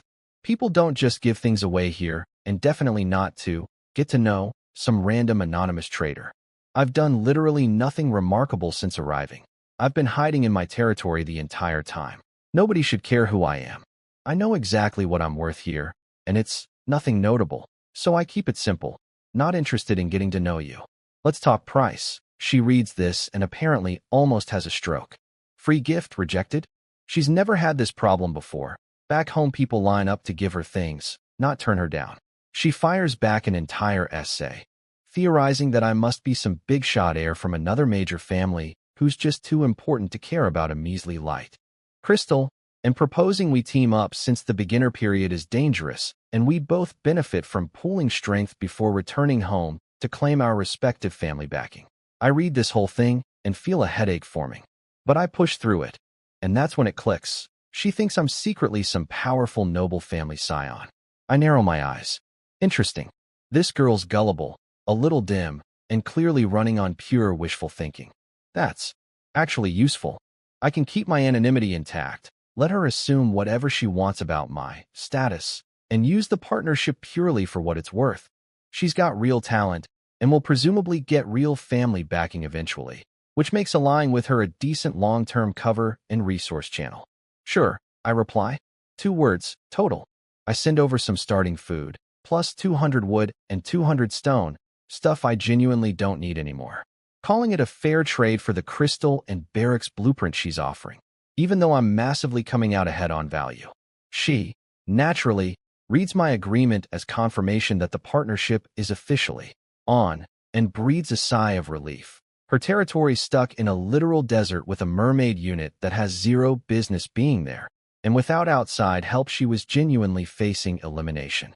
She sends over the crystal and a blueprint. Common green lizard barracks. Basic tier, 150 free recruits, /day, low ceiling. I check it, shrug, and build it anyway. Build. The blueprint flies out toward an empty plot, and the second it lands, instead of the usual green light, it erupts into blinding gold. The whole territory shudders. Ding. Common barracks evolving. Ding. Evolution complete. Acquired Immortal Divine tier barracks. Primordial Dragon Nest. The light clears and a massive structure rises. 100 meters tall, dark gold stone, shaped like a giant disc ringed by 9 dragon-carved pillars. At the center, a glowing hatchery pool full of golden liquid, dragon eggs scattered around it covered in shifting runes, and a fist-sized golden orb hovering above, slowly rotating, radiating raw authority. The air around it actually warps slightly. I just stand there, jaw open. This came from a common tier barracks? This feels more imposing than even my angel or maiden barracks. Primordial Dragon Nest. Immortal Divine tier HP. 5 billion 10 free recruits, /day. Insane. A unit type that's never existed before. Once fully grown, even Scorching Sun Realm beings could one-shot tier 3 deities. I take a breath. Another top-tier unit type. And I immediately understand why. My new goddess descends talent bumps the max talent tier of everything by 1, which means what used to be Super Divine bumped up to Immortal Divine, and Immortal Divine bumped up to something apparently above even that. Heart racing, I immediately check my other barracks too. Holy Angel Hall, Immortal Divine, was Super Divine, for billion HP. Frost Maiden Palace, Immortal Divine, was Super Divine, for billion HP, confirmed. Every single barracks on my territory just got bumped a full tier overnight, purely from one talent pull. The Angel and Maiden barracks both got full visual makeovers too. Angel 1's now a 12-winged celestial monument with a floating crown of light. The Maiden Palace turned into a literal 9-layer heavenly palace with a slowly rotating moon hovering over it. Both radiate this, don't even think about messing with us, energy now. I check Alicia and Cold Moon's stats immediately, practically vibrating with anticipation. Alicia, talent jumped to Immortal Divine King tier. HP, 132,518. Attack, 13,323. Defense, 10,645. New King tier skills unlocked on top of everything she already had. Cold Moon, same tier jump. HP, 72,114. Attack, 7,211. I almost actually jump out of my seat. 6-figure HP, 5-figure attack. A combined buff stack of 1,714% on top of base stats. That's not growth, that's an explosion. Every other Angel and Maiden got the same tier bump too. Across the board, Immortal Divine now, stats scaled up to match. But I force myself to calm down, because the real headline event is still waiting. The Dragon Nest. Dragons. Just the word alone implies something stronger than everything else combined. Recruit. The hatchery pool boils, gold liquid surging, 10 dragon eggs rising to the surface and cracking open. Out crawled 10 tiny black gold dragons, barely a meter long, golden vertical pupil eyes blinking curiously at the world. Small, sure, but even at this size, the bloodline pressure radiating off them makes the air ripple. Then the nest flares gold again, hero incoming. A unique dark gold egg rises out of the pool, and the entire territory's ambient magic gets visibly sucked toward it. It cracks open, and out comes a black dragon noticeably bigger than the others, scales deeper and richer, eyes glowing with something that looks suspiciously like ancient wisdom packed into a baby's body. A shadowy figure flickers behind the hatchling. A tall, regal woman in black gold dragon robes, twin horns, radiating, empress surveying her domain, energy without even trying. Then the figure flashes and merges directly into the little dragon. The dragon vanishes too. In its place, a small girl, maybe 7 or 8 years old, wearing a black dragon scale dress. With gold trim, jet black hair falling in natural curls, round baby fat cheeks, porcelain skin, and golden vertical pupil eyes carrying way more authority than a face this cute should be capable of projecting. She crosses her arms, tilts her chin up, and looks me over. "So you're my lord." Her voice is soft and adorable, but her tone is pure ice-cold arrogance. I just blink at her. A Tsundere lowly dragon. Of course this is what I get. "Hey, why aren't you saying anything?" Her lips pout slightly, though there's a flicker of hope behind the gold eyes. "I am the Dragon Emperor. How dare you ignore me?" I snap out of it and can't help but laugh. "You've got a fun personality, kiddo." Then, completely on impulse, I reach down and pinch her round little cheek. That the texture is genuinely incredible. Dragon Emperor Lingshuang absolutely did not expect to get cheek pinched on sight. Her whole face goes red instantly. "Why you? How dare? Nobody just touches my face like that," she stammers, voice shaking, trying to pull away, except some small part of her doesn't actually want to. "This human smells weirdly nice." She kinda wants to jest, stick around him forever. Lingshuang's having an internal crisis about whether to actually pull away, and in that hesitation window, I just keep rubbing her cheek. Genuinely great texture. Top-tier cheek. "You're so cute, you little thing." Alicia's nodding along enthusiastically behind me. She's basically maternal instinct incarnate, and if I weren't standing here, she would have already scooped Lingshuang up for cuddles. Carrot, don't call me cute. But, since you're apparently my lord, I suppose I'll graciously accept you. Lingshuang plants her tiny hands on her hips, chin tilted up like she's granting me a favor. I crouch down to her eye level, smiling. "Then I'll be counting on you from now on." Her cheeks flush slightly, and she looks away. It's not for your sake. I just happen to find you tolerable." Then a quick sideways glance, muttered under her breath. I'm definitely not acknowledging you as my master. Adorable. Genuinely adorable. I check her stats panel and immediately stop smiling.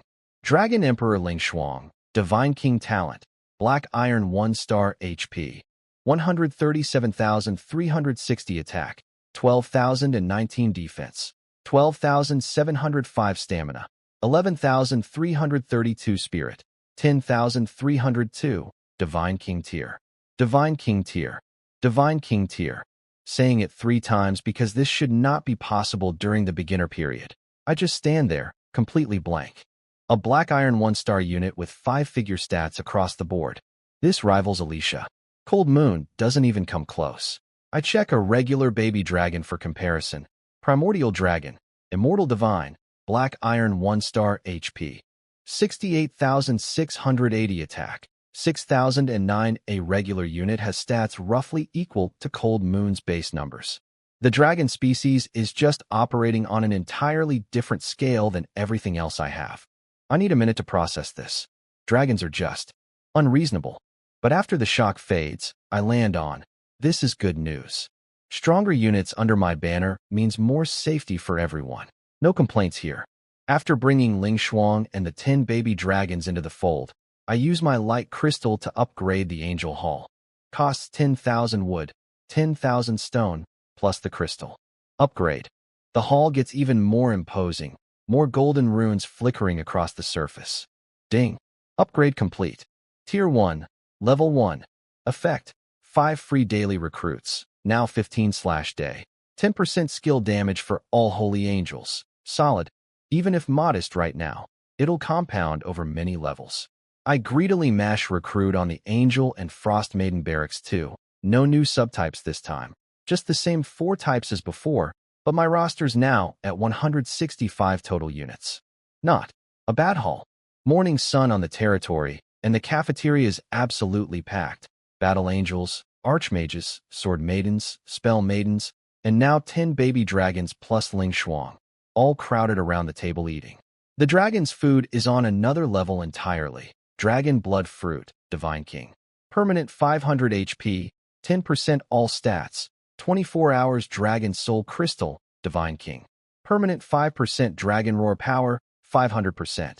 Dragon Skill Power, 12 hours Dragon Feast, Divine King. 500% EXP for 24 hours. Slowly raises talent tier, same general structure as before, just scaled insane.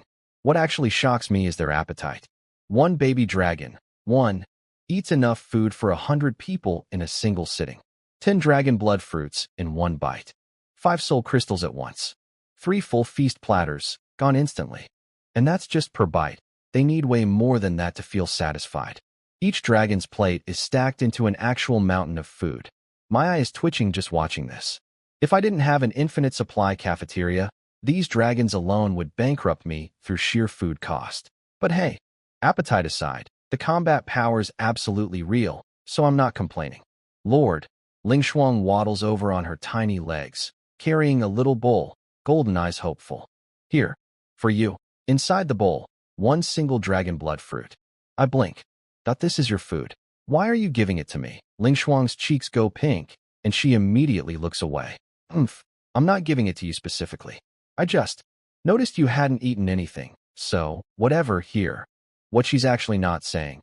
She watched me hand over this absurdly precious dragon food to all of them while I sat there eating nothing myself, and assumed it was so rare that I was sacrificing my own portion to make sure they got stronger. Adorable misunderstanding. I'm keeping it. I just smile. I'm good. I've got my own food. And don't worry about eating me out of house and home. Supplies unlimited here. Eat as much as you want. Unlimited. Her round little eyes go wide. She glances at Alicia and Cold Moon for confirmation, sees no objection, and immediately believes it. Tiny legs pump as she sprints to the serving counter and comes back with plate after plate after plate. Watching her tiny silhouette hauling food back, I realize something she'd been holding back before, rationing herself out of some misplaced concern for my limited supply. This whole time she's been the responsible one in the room. Adorable and considerate. Devastating combo. Fed and ready. I take the army to today's dungeons. Same 2 as before. wood and stone, since day 3 doesn't unlock anything new dungeon-wise. Villager unlocks happen today too, but that's after the grind. Go into the wood dungeon. Same forest, same wood sprites, except now I've got dozens of new maidens and 10 baby dragons in the mix. Combat power has gone completely unhinged. Go ahead, take everything. Ling Shuang waves her tiny hand. Divine King, Void Domain. A black field of pressure blankets the entire forest, sprites freezing mid-motion, trembling like they've sensed an apex predator. Then all 10 baby dragons open their mouths at once. Dragon's breath, 10 beams of golden fire sweep the forest, vaporizing everything in sight in a single pass. I just stare. That's what baby dragons can do. Angels and maidens jump in too. Light beams, sword arcs. But compared to the dragons, they're clearly a tier behind now. Still, I keep all 3 legions actively rotating through the fight for shared EXP, since this dungeon's basically the best training ground available right now. An hour later, with dungeon results. 184,721 sprites killed 6.156 million would collected directly massive card hauls across every tier, including 174 legendary cards 921 tier. 1 wood crystals SSS grade multiples higher than yesterday. Mostly the crit talent doing absurd amounts of heavy lifting. Next, Stone Dungeon, same deal. 1 hour later, 173,458 sprites killed 6.084 million stone collected 1 stone crystal crit hit 8,000x, netting 8,000 crystals in 1 drop SSS grade back home. I do the full conversion math. On the cards, with total, including cards 271 million units stone total, including cards 146 million units crystals, 927 wood, 8,182 stone, I check my full vault and just start grinning uncontrollably. Yes, I throw out an actual victory fist pump. This crit talent is genuinely broken, in the best possible way. Wall expansion is no longer a resource problem. Not even close. I survey my current territory layout and immediately notice the obvious issue. It's a mess. Completely unplanned. Buildings crammed wherever there was space because I never had room to actually design anything. Time to fix that. Now that resources aren't the bottleneck, expanding and properly laying out the wall is finally realistic. First things first, mansion upgrade. Currently tier 1, level 6, after just 2 days of grinding. For context, most lords are barely hitting level 3 by day 3, and even talented ones rarely beat that pace. I'm not just ahead, I'm in a different race entirely. Upgrade, ding. Tier 1, level 7, ding. First in the region, again, ding. Reward, choose 20 tier, 1 crystals of your choice. Nice. Pocket it, move on. Challenge dungeon unlocks automatically. I check everyone's stats before heading in. 2 days of dungeon grinding has pushed all 3 legions to Black Iron 7-star, heroes to Black Iron 8-star. Alicia, HP 145,769 attack 14,655 Cold Moon. HP 157,899 attack 15,789 Ling Shuang. HP 324,574 attack 30,215 Ling Shuang's numbers are basically double the other 2 heroes. And that's not even the real gap. In an actual fight, she could probably solo 10 Elysius or 10 Cold Moons without sweating. Dragons just don't follow the normal scaling rules other races do. No weaknesses, ridiculous durability, and damage simultaneously. She could probably punch above her weight class against even some weaker Gold Realm enemies, where normally Realm Suppression would crush anyone trying that. 1 realm above costs you 50% power, 2 costs 80%, 3 costs 99%. Even suppressed to scraps. Her base numbers are high enough to still be relevant. Tempting to push 3 levels today and test that theory against an actual gold tier opponent. But no, not today. Staying safe, securing the SSS grade, patience over greed. Into the dungeon. Enemy base, tier 1 level 7. Half a dozen unit types lined up on the walls. Honestly, don't even bother checking their stats anymore. Literally any single skill from my roster clears this now. Go ahead, I say casually. Ling Shuang answers immediately, golden eyes sparking with excitement. I'll handle it. Void domain. Black field blankets the entire base. All 10 baby dragons open their mouths in unison. Dragon's breath. The base doesn't even survive a full second. Same loop, 60 bases, SSS grade. Basically a stroll this time. Zero tension anywhere in the run. Back home, squad sent off to rest. I bring my 3 heroes back to the mansion with me. 3 chests waiting. Perfect time to open them all together. Alicia and Cold Moon settle in behind me, both massaging my shoulders and head simultaneously. Ling Shuang's curled up in my lap, arms crossed, cheeks puffed out, glaring up at me with the most adorable fake fury I've ever seen. Stupid lord. Stop poking my face. I, completely unbothered by her protests, continue ringing her cheek anyway. It's just too good. Soft, round, perfectly squeezable, and the more I poke, the more she bares her teeth at me like a tiny dragon kitten. Fine. I'm only letting you do this once, she declares, before settling in and letting me keep doing exactly that. Eventually, I stop teasing her and turn to the chests. First, Wood Dungeon Reward. 100 Gold Divine Wonder. Eternal Tree. I check the panel. Eternal Tree. Divine Tier can be chopped infinitely, never depletes output scales with chopping speed. No cap each chop grants. 10 Wood. A tree that never falls. As long as you've got the energy to swing an axe, it's got wood to give. A literal infinite wood glitch baked into a tree. Of course. Infinite wood. Infinite wood. I'm immediately doing the math in my head.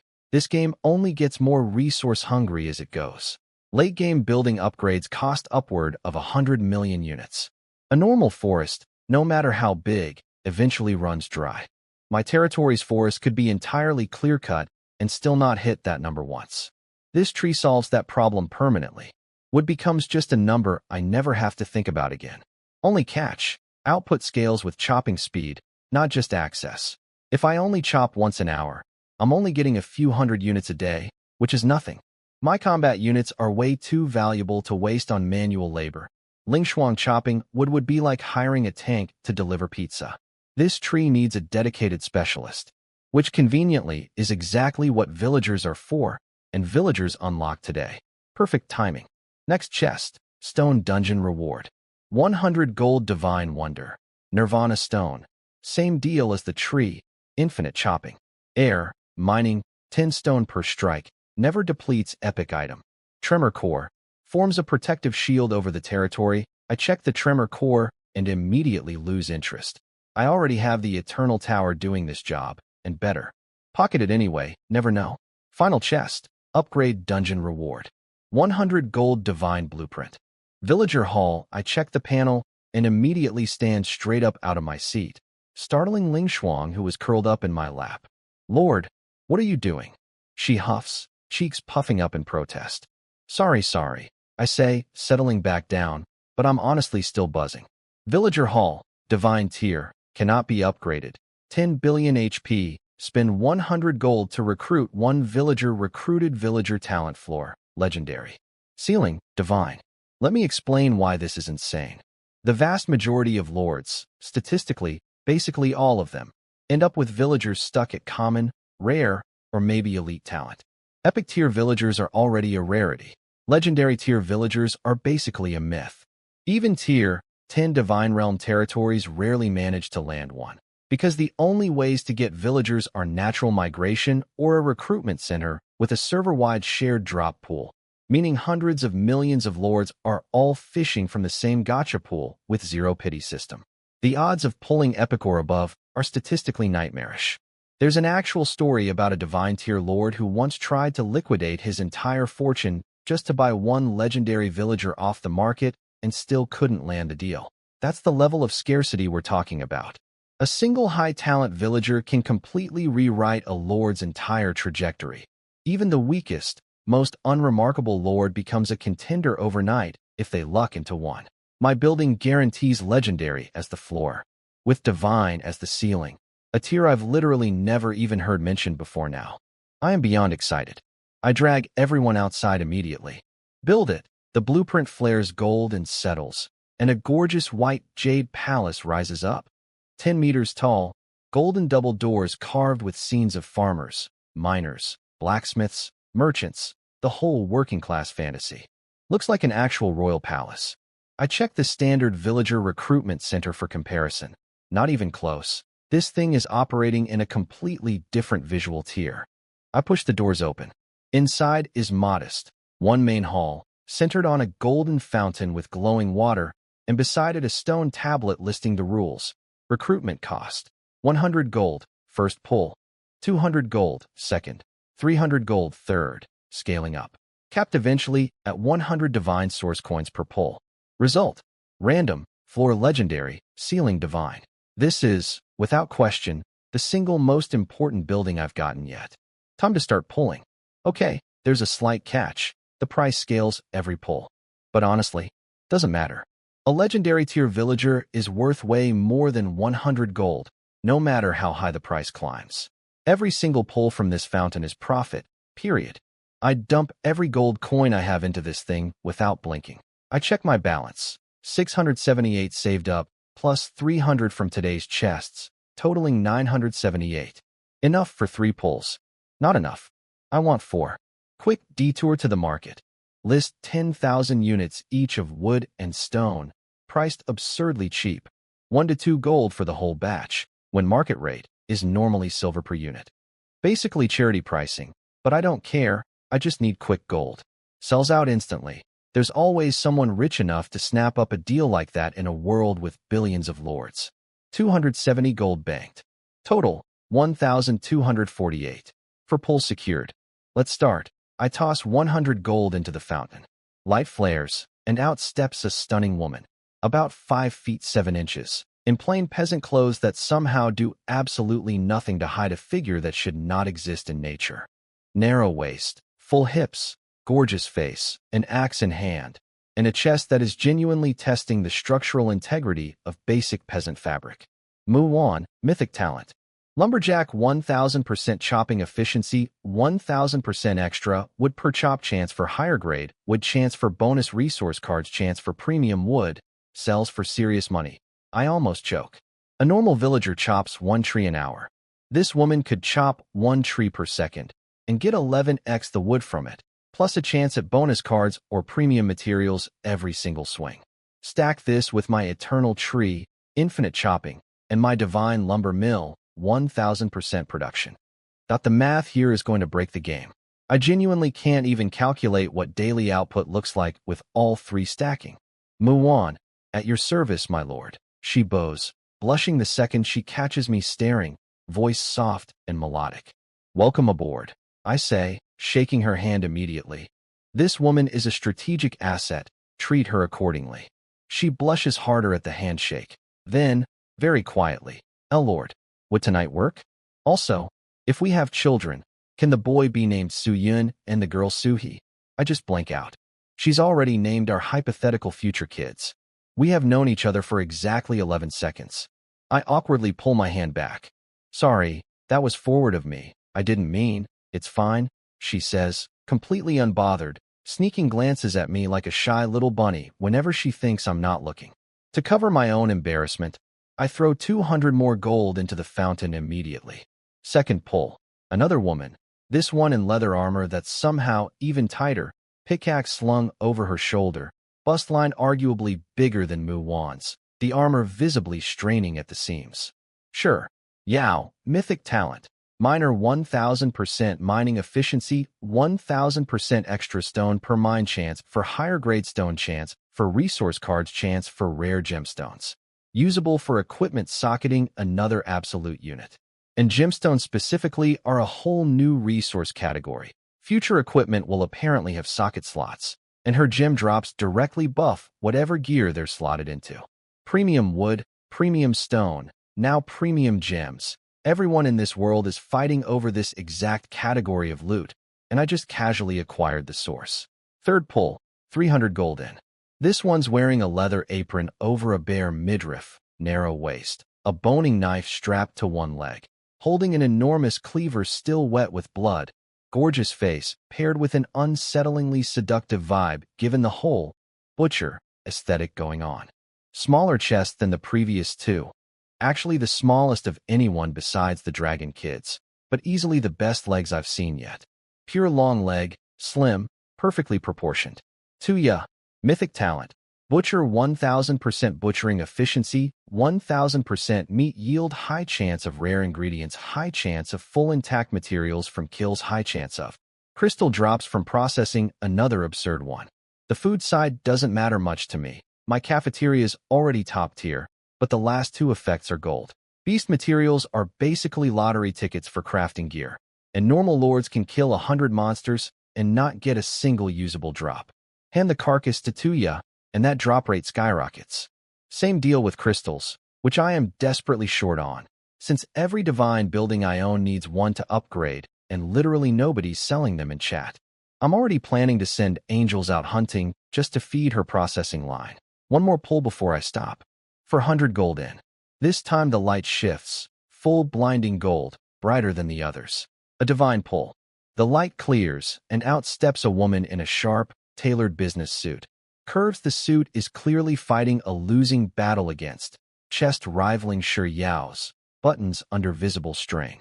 Pencil skirt, thigh-high stockings, black stiletto heels, gold wireframe glasses, calm professional smile. Full, ruthless corporate executive energy. A businesswoman archetype. In a medieval fantasy world. I am so into this. Hello, my lord. I'm Qin. Pleased to be summoned. I will serve you faithfully for the rest of my existence. Her voice is exactly the cool, composed, older sister, register I'm apparently developing a type for. I check her panel immediately. Qin, divine talent. Financial steward 100% bonus to any currency income, 1 daily market analysis. Price prediction, 0 market transaction fees, trade discounts ranging 0.1x to 0.5x on any purchase, 1 free trade per day. No cost whatsoever. I just stopped breathing for a second. That last effect. Let that sink in. Any listing on the market, including, eventually, server-wide listings once the beginner period ends and we all merge into the main world, she can claim for free. Once a day? No payment required. No haggling, nothing. If someone lists a literal mythical artifact worth an astronomical sum, she just takes it for free. I take several deep breaths, trying to process the sheer scale of what I just pulled. Welcome, all of you. Let's build something great together. I manage, recovering my composure. Qin licks her lip, smiling with something dangerous behind it. Thank you, my lord. I'll be by your side, forever. Muwan, gentle. Don't worry about wood, my lord. I've got it handled. Shi Yao, slapping her chest proudly, visibly distracting, stones covered. Tuya, grinning. Nobody's going hungry with me around. I'm thrilled. Genuinely, deeply thrilled. While I'm in the middle of settling everyone in, the system interrupts. Ding. Attention, all lords. Disaster dungeon incoming. Prepare your defenses. Your territory rolled. Beast migration. A massive wave of monsters is about to pass through your territory. Survive the assault to claim rewards. Monster count scales with territory level. Countdown, 30 minutes. I blink. The disaster event. Random, unavoidable, unpredictable timing. But if you survive it, the rewards are huge. I quickly check my territory layout and realize a problem. It's a mess, and a chunk of my buildings are sitting outside my current 1-kilometer wall, completely unprotected. If the migration brings something nasty, that's a real vulnerability. Wall expansion. Now, I do the math. Today's hauls put me well over 100 million combined resources. Plenty to work with. Target. Extend the wall to 3 kilometers total, fully enclosing everything. I start cashing in resource cards in bulk, burning through tens of thousands of common, rare, and elite cards to hit the 30 million would slash 30 million stone target, keeping 3,000 of each common card reserved for the upcoming upgrade cost. Build. Gold-brown light explodes outward, tracing the new path. Meter by meter, the wall extends out to a full 3 additional kilometers, bringing the total to 4 kilometers, enclosing over 1 million square meters. Every single building gets pulled safely inside the perimeter after some frantic rearranging. I let out a breath. Crisis averted, at least on the defense front. All right, bring it on. However many monsters you've got, I'll handle every single one. As long as nothing god tier shows up, my territory's basically unbreakable at this point. And if the wave is big, even better. More kills means more crystal drops through Tuya's processing line. Quick aside again, before I get back to the actual monster wave. I'm not even slightly worried about this disaster event. Wall immune to anything under 10,000 power, 1% HP regen per second, plus the Eternal Tower's 10-second invincibility window as a panic button. Short of an actual god showing up, nothing in a beginner period disaster event is touching my territory. And gods definitely aren't showing up this early. Meanwhile, regional chat is in absolute chaos. Flash flood disaster. My base is at the bottom of a hill. I think I'm getting wiped. Somebody lend me wood and stone. Cry harder. That's just weather. My disaster is 2 diamond rank creatures fighting directly above my territory. The shockwaves alone are about to level me. Got hit with bandit raid. Black iron 5-star bandits. My units are only black iron 2-star. I'm cooked. Somebody help. Same here. My goblins already half deserted. The rest are negotiating with the bandits to hand me over. Brutal stuff out there. Meanwhile, Yifan's watching this exact chaos with a smug grin because he remembers this disaster event from his past timeline and knows exactly how it plays out. He also remembers something specific. Lu Ruyan, in that timeline, found an epic tier item called Provoke, basically forces every nearby monster to aggro onto the holder. Useless for someone weak, but in the right hands, it's a guaranteed kill farm. He wants it badly enough to start carpet bombing her with free resources to soften her up before asking. He DMs her, gets ignored at first, sends 1,000 units of free stuff, gets an instant reply this time, shocking, I know, and asks directly about the item. She claims she's never heard of it. He's confused. He remembers this clearly from his past life, and just assumes the timelines shifted slightly due to his own reincarnation messing with the butterfly effect. He sends another 2,000 units of resources as a goodwill gesture anyway, fully convinced she'd never lie to someone this generous, especially someone this pretty. Famous last words. She, of course, takes the resources instantly and laughs the second the chat closes, calling him an easy mark, basically. Then immediately pivots and messages me with the exact same item pitch, word for word, framing it as a gift between allies. I finally respond after about 10 minutes of just being busy. What item? She instantly sends over the item details. Ice's Scorn, epic tier forces all enemy units within 1 kilometer to aggro permanently onto the holder. She's roasted a lot of people, including you. The flavor text alone has personality. I read the effect and immediately get it. Point this at a monster migration event, and I just turned a survival challenge into a free kill farm. Every single monster funnels straight to me. Decent. Has some use. Send it over. She transfers it instantly. No haggling this time. Then immediately follows up. Wait, is your disaster the monster migration? Yeah. Do you need help? Wait. No. You mean you're going to use the item to pull every monster onto yourself? Can you actually survive that? Don't need help. Easy. She reads my completely unbothered response, and her whole perception of me ratchets up another notch. Clearly this guy isn't even slightly worried, which means he's either insane or absurdly overpowered, and she's betting on the latter. Must be real, noble family confidence. To square the trade, I send her an epic tier item I have 0 use for. The Tremor Core, the shield item I pulled earlier and immediately benched in favor of my Eternal Tower. Fair trade. Mutual benefit. That's all I send before going quiet again.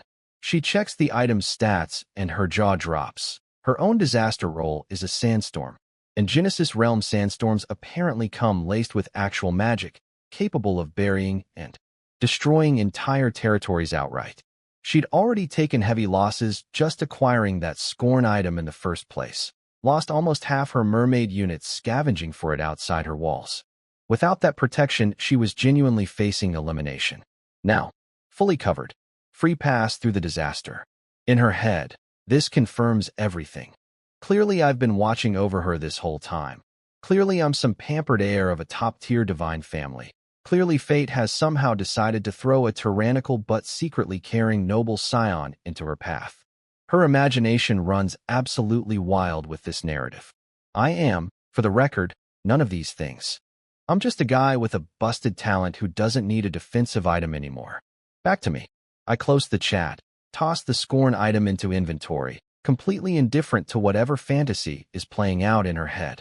To me, Lu Rian is just a useful pawn, gullible, prone to wild assumptions, easy to manage, and a decent shield for keeping my real identity quiet. The tremor core I gave up cost me nothing, so this whole exchange was pure profit. Master, I'm sensing a huge number of monsters approaching from that direction, Alicia says softly. Looking west, she can feel them gathering already. Get ready, everyone. Fight's coming. Cold Moon stretches lazily, purple eyes glinting with anticipation. Let them come. Doesn't matter how many. We'll kill every last one. A low rumble rolls in from the distance. The ground starts shaking. I walk to the wall, look out at the horizon. Dust clouds. Thousands of shapes charging toward us. Here we go. System notification. Ding. Disaster Dungeon. Beast Migration. Activated. Territory level. Tier 1. Level 7. Difficulty. Hell. Monster count. 10,000. Monster tier. Black Iron 7-star to Silver 1-star. Guaranteed Silver rank boss. Objective. Hold the territory or wipe the entire wave. I raise an eyebrow. Hell difficulty. I remember being taught that disaster difficulty scales with how fast a lord is developing, and apparently only one person in recorded history has ever cleared Hell tier, and they scored S rank doing it. That person's currently the strongest human alive, and somehow my unhinged growth rate just put me in that exact bracket. Interesting. I'll take it as a compliment. I pull out Ice's Scorn. The second it activates, this venomous, mocking voice erupts from the item, practically dripping with contempt and insults, broadcasting in every direction. The charging beast horde stumbles to a halt. Every single one snaps its head toward my territory, eyes burning red. Grr, something's talking trash about me. Grower. I sense pure malice radiating from over there. Boss says level that territory. All of US, charge. 10,000 newly insulted monsters surge forward like a tidal wave, ground shaking harder, dust blotting out the sky. I stand on the wall, completely calm, watching the chaos roll in. These are all Black Iron tier. Any single hero of mine could clear this solo. The horde reaches the 500-meter mark and stops dead. They're staring, utterly confused, at a wall that's only 1 meter tall, and yet somehow radiating more crushing presence than anything they've ever seen. And behind it, rows of angels, maidens, and baby dragons in full armor, each one giving off a pressure so heavy the monsters can barely breathe. Grr, why does this tiny little wall feel like staring into the abyss? Grower, these territory buildings don't feel basic at all. Are you sure this is a beginner lord? Boss, are you actually serious about us attacking this place? Oh, whoa. Boss, are we gonna die? Aolo, do I have to go too? The entire horde just falls into stunned, terrified silence. The frontline monsters realize something's deeply wrong, but it's too late. The herd behind them is still surging forward, pushing them straight into the meat grinder. Grower, no, I don't want to fight. This is a death sentence. AWOO, stop pushing. We can't win this. Honk. Quit shoving me. I want to run. I watch the chaos unfold with a grin. You came all this way. No leaving now. Ling Shuang doesn't wait for an order. She leaps off the wall, and her tiny form instantly expands midair into a massive, several-meter-long black-gold dragon. Void Domain. A black field crashes over the entire horde. Half of them just collapse on the spot, shaking uncontrollably under raw dragon presence alone. All 10 baby dragons open their mouths. Dragon's breath. 10 beams of golden fire sweep across the battlefield like lasers. Entire rows of monsters vaporized, not even ash left behind. Alicia joins next, casually swinging her blade. Raging wave. Cleave heaven and earth. Hundreds gone in one slash. Space itself warping along the cut. Cold Moon. Not to be outdone. Vast heavenly abyss. Purple light rains from a torn sky, erasing anything it touches. 3 heroes, 1 opening move each, and the entire front line is just gone. Then everyone else pours in. Angels with golden wings unfurled, slicing through dozens per swing, blood splattering harmlessly off their armor. Maidens floating and untouched by a single drop, magic barriers deflecting everything. 100+ units plus 3 heroes, completely unleashed outside the wall. The monsters are in full meltdown. These things have apparently flattened countless other territories, crushed armies, ended lords. And here, it's not even a fight. It's a one-sided slaughter. They try fleeing. Ling Shuang's domain pins them in place. They try fighting back. Their attacks don't even scratch armor.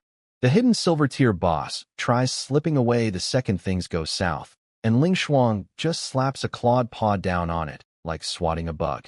What is this? Some kind of insect. One dragon breath later, and a genuinely powerful silver boss dies the most undignified death imaginable. Total fight time, under 10 minutes. Final monster drops. Battlefield's just corpses, and the squad does a quick aerial sweep finishing off anything still twitching. System chimes in. Ding. Beast migration successfully repelled. Kills. 12,437 total. 8,342 black iron. For 1,095 bronze. For silver, 1 silver boss. Grade. SSS. Reward. 1x SSS disaster chest. I look at the numbers, completely satisfied. 12,000 monsters, 10 minutes, 0 damage taken. The wall doesn't even have a scratch on it. That felt even better than watching Alicia and Cold Moon go off. Alicia lands beside me a second later, armor dissolving away back in a casual wear. Master, you worked so hard out there. It's filthy out here. Let's head back. I just stare at her. Worked hard. I stood on a wall and watched. For 10 minutes. That was the entirety of my contribution. I don't say that out loud though. You all are the real MVPs today. Pool party tonight. Full divine buffet. Hot springs wide open. You've all earned it. Cold Moon drifts over. Eyes gone dangerously soft, licking her lips. Can I indulge in Master tonight? Me, internally. She's still on this. Ling Shuang shifts back to her small form, struts over self-importantly. Lord, what are you all talking about? I want in too. I do not clarify what in entails. Nothing, just, you get good food tonight too. She blushes immediately and looks away. Humph, like I even care about that food. Battle's over, but the real work's just starting. Qin Lan clicks over in her heels, professional smile locked in. My lord, good news. Go ahead. She adjusts her glasses, flips open her ledger. I've been monitoring the market throughout the disaster. Mass territory destruction across the region means wood and stone prices are skyrocketing. She pulls up live data. Wood, 1 silver/5 units, for 100% in 30 minutes. Stone, 1 silver/2 units, 500%. I raise an eyebrow. That dramatic, huh? And still climbing. My projection, prices double again within the hour. If you sell now, my lord, the profit margin is massive. I check chat to confirm. Please somebody, my whole territory collapsed. I need wood to rebuild, paying double rate. Mine got hit too. Barely anything left. Anyone willing to donate resources? You're lucky. I've only got my mansion left standing. At least I've got gold to spend. Buying in bulk. One desperate goblin handler offering. Let's not get into it.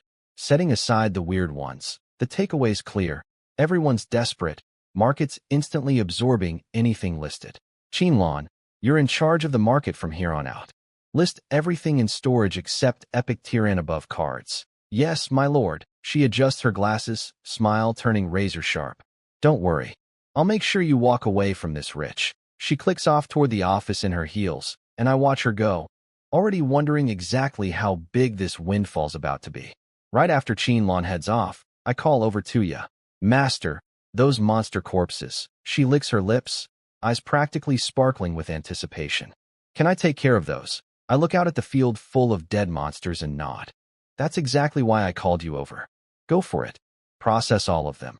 Thank you, Master. She grabs her cleaver and heads straight out, and I send 2 angels along with her, just in case some half-dead monster decides to get one last desperate swing in. Can't risk her. Outside, she walks up to the first body, a massive boar-type monster, easily 500 kilos, and one swing of her cleaver later, the entire carcass is divided into a dozen perfectly clean cuts. Hide, meat, bone, sinew, organs, all neatly sorted. Ding. Butchered black iron tier boar, 5,432 meat, 15 premium loin, 10 hides, 10 sinew/bone, 1 raw crystal. Ding. Crit triggered. 10x. 54,320 meat, 100 hides, 150 loin, 100 sinew/bone, 10 crystals. I just stare at this. From 1 pig. 5,000 units of meat from a single 500 kilograms animal. That's not butchering. That's a small economic miracle. Conservation of mass has officially left the chat. She keeps going, cleaver moving in a blur, monster after monster reduced to perfectly organized loot piles. The notification spam doesn't stop. Meat, hides, horns, crystals, crit, 132x, crit, 1000x, 12,000 monsters times 2 years processing rate, times my crit talent on top of that. I genuinely can't even estimate the total haul anymore. Food I don't even need that much, but crystals? Crystals are everything right now. Half my buildings are stuck waiting on crystal upgrades. She works for 3 straight hours. While she's grinding through corpses, I keep busy too. Challenge dungeon cooldown clears. I push the mansion to tier 1, level 8, clear the dungeon, and get a first upgrade reward, Dragon Blood Fruit Tree. Epic. Produces 1 fruit daily, each fruit permanently 1 strength stacks infinitely. I'm thrilled about this one specifically. It's the first reward I've gotten this entire run that boosts raw base stats instead of percentages. Everything I've collected so far is multiplicative bonuses, which are great, but stacking actual base numbers on top of those multipliers compounds way harder over time. Planting this immediately. It needs dragon blood or dragon crystals to level up, and I'm not risking my baby dragons for that. Just let it grow naturally, 1 fruit at a time. Patience. Then I open the actual chest from the dungeon clear. 100 gold divine blueprint. Warforge, I check the panel, and my eyes light up immediately. Warforge, divine tier, cannot be upgraded. 1 billion HP can craft any equipment type. Helm, chest, gloves, greaves, boots, weapon, belt, bracelet, necklace, at any quality. No restriction ceiling depends purely on the crafter's talent. Up to Divine King grade gear 1000% crafting speed guaranteed success on. Every craft, every finished item gets 1 quality tier automatically. Every item comes with at least 3 enchantments normally. Gear in this world is craft restricted by type and tier, different forges for different equipment slots, and you need a crafter with talent matching the quality you're aiming for. Failure rates climb sharply with quality too. Past epic tier, failure chance is basically 90%, and legendary/mythic gear is even worse. This building eliminates the entire system. Any gear, any slot, on 1 forge. Guaranteed success means I never lose materials to a failed roll. The auto-upgrade quality effect alone is absurd. Craft an epic item, walk away with a legendary one every single time. And then it bolts on 3 enchantments minimum, where even 1 good enchantment normally transforms an item's entire value. Combine all 5 effects, and this building isn't just good. It's a complete monopoly on equipment production. Right as I'm soaking in how broken this just got, word comes back from Tuya. She's finished processing the entire battlefield.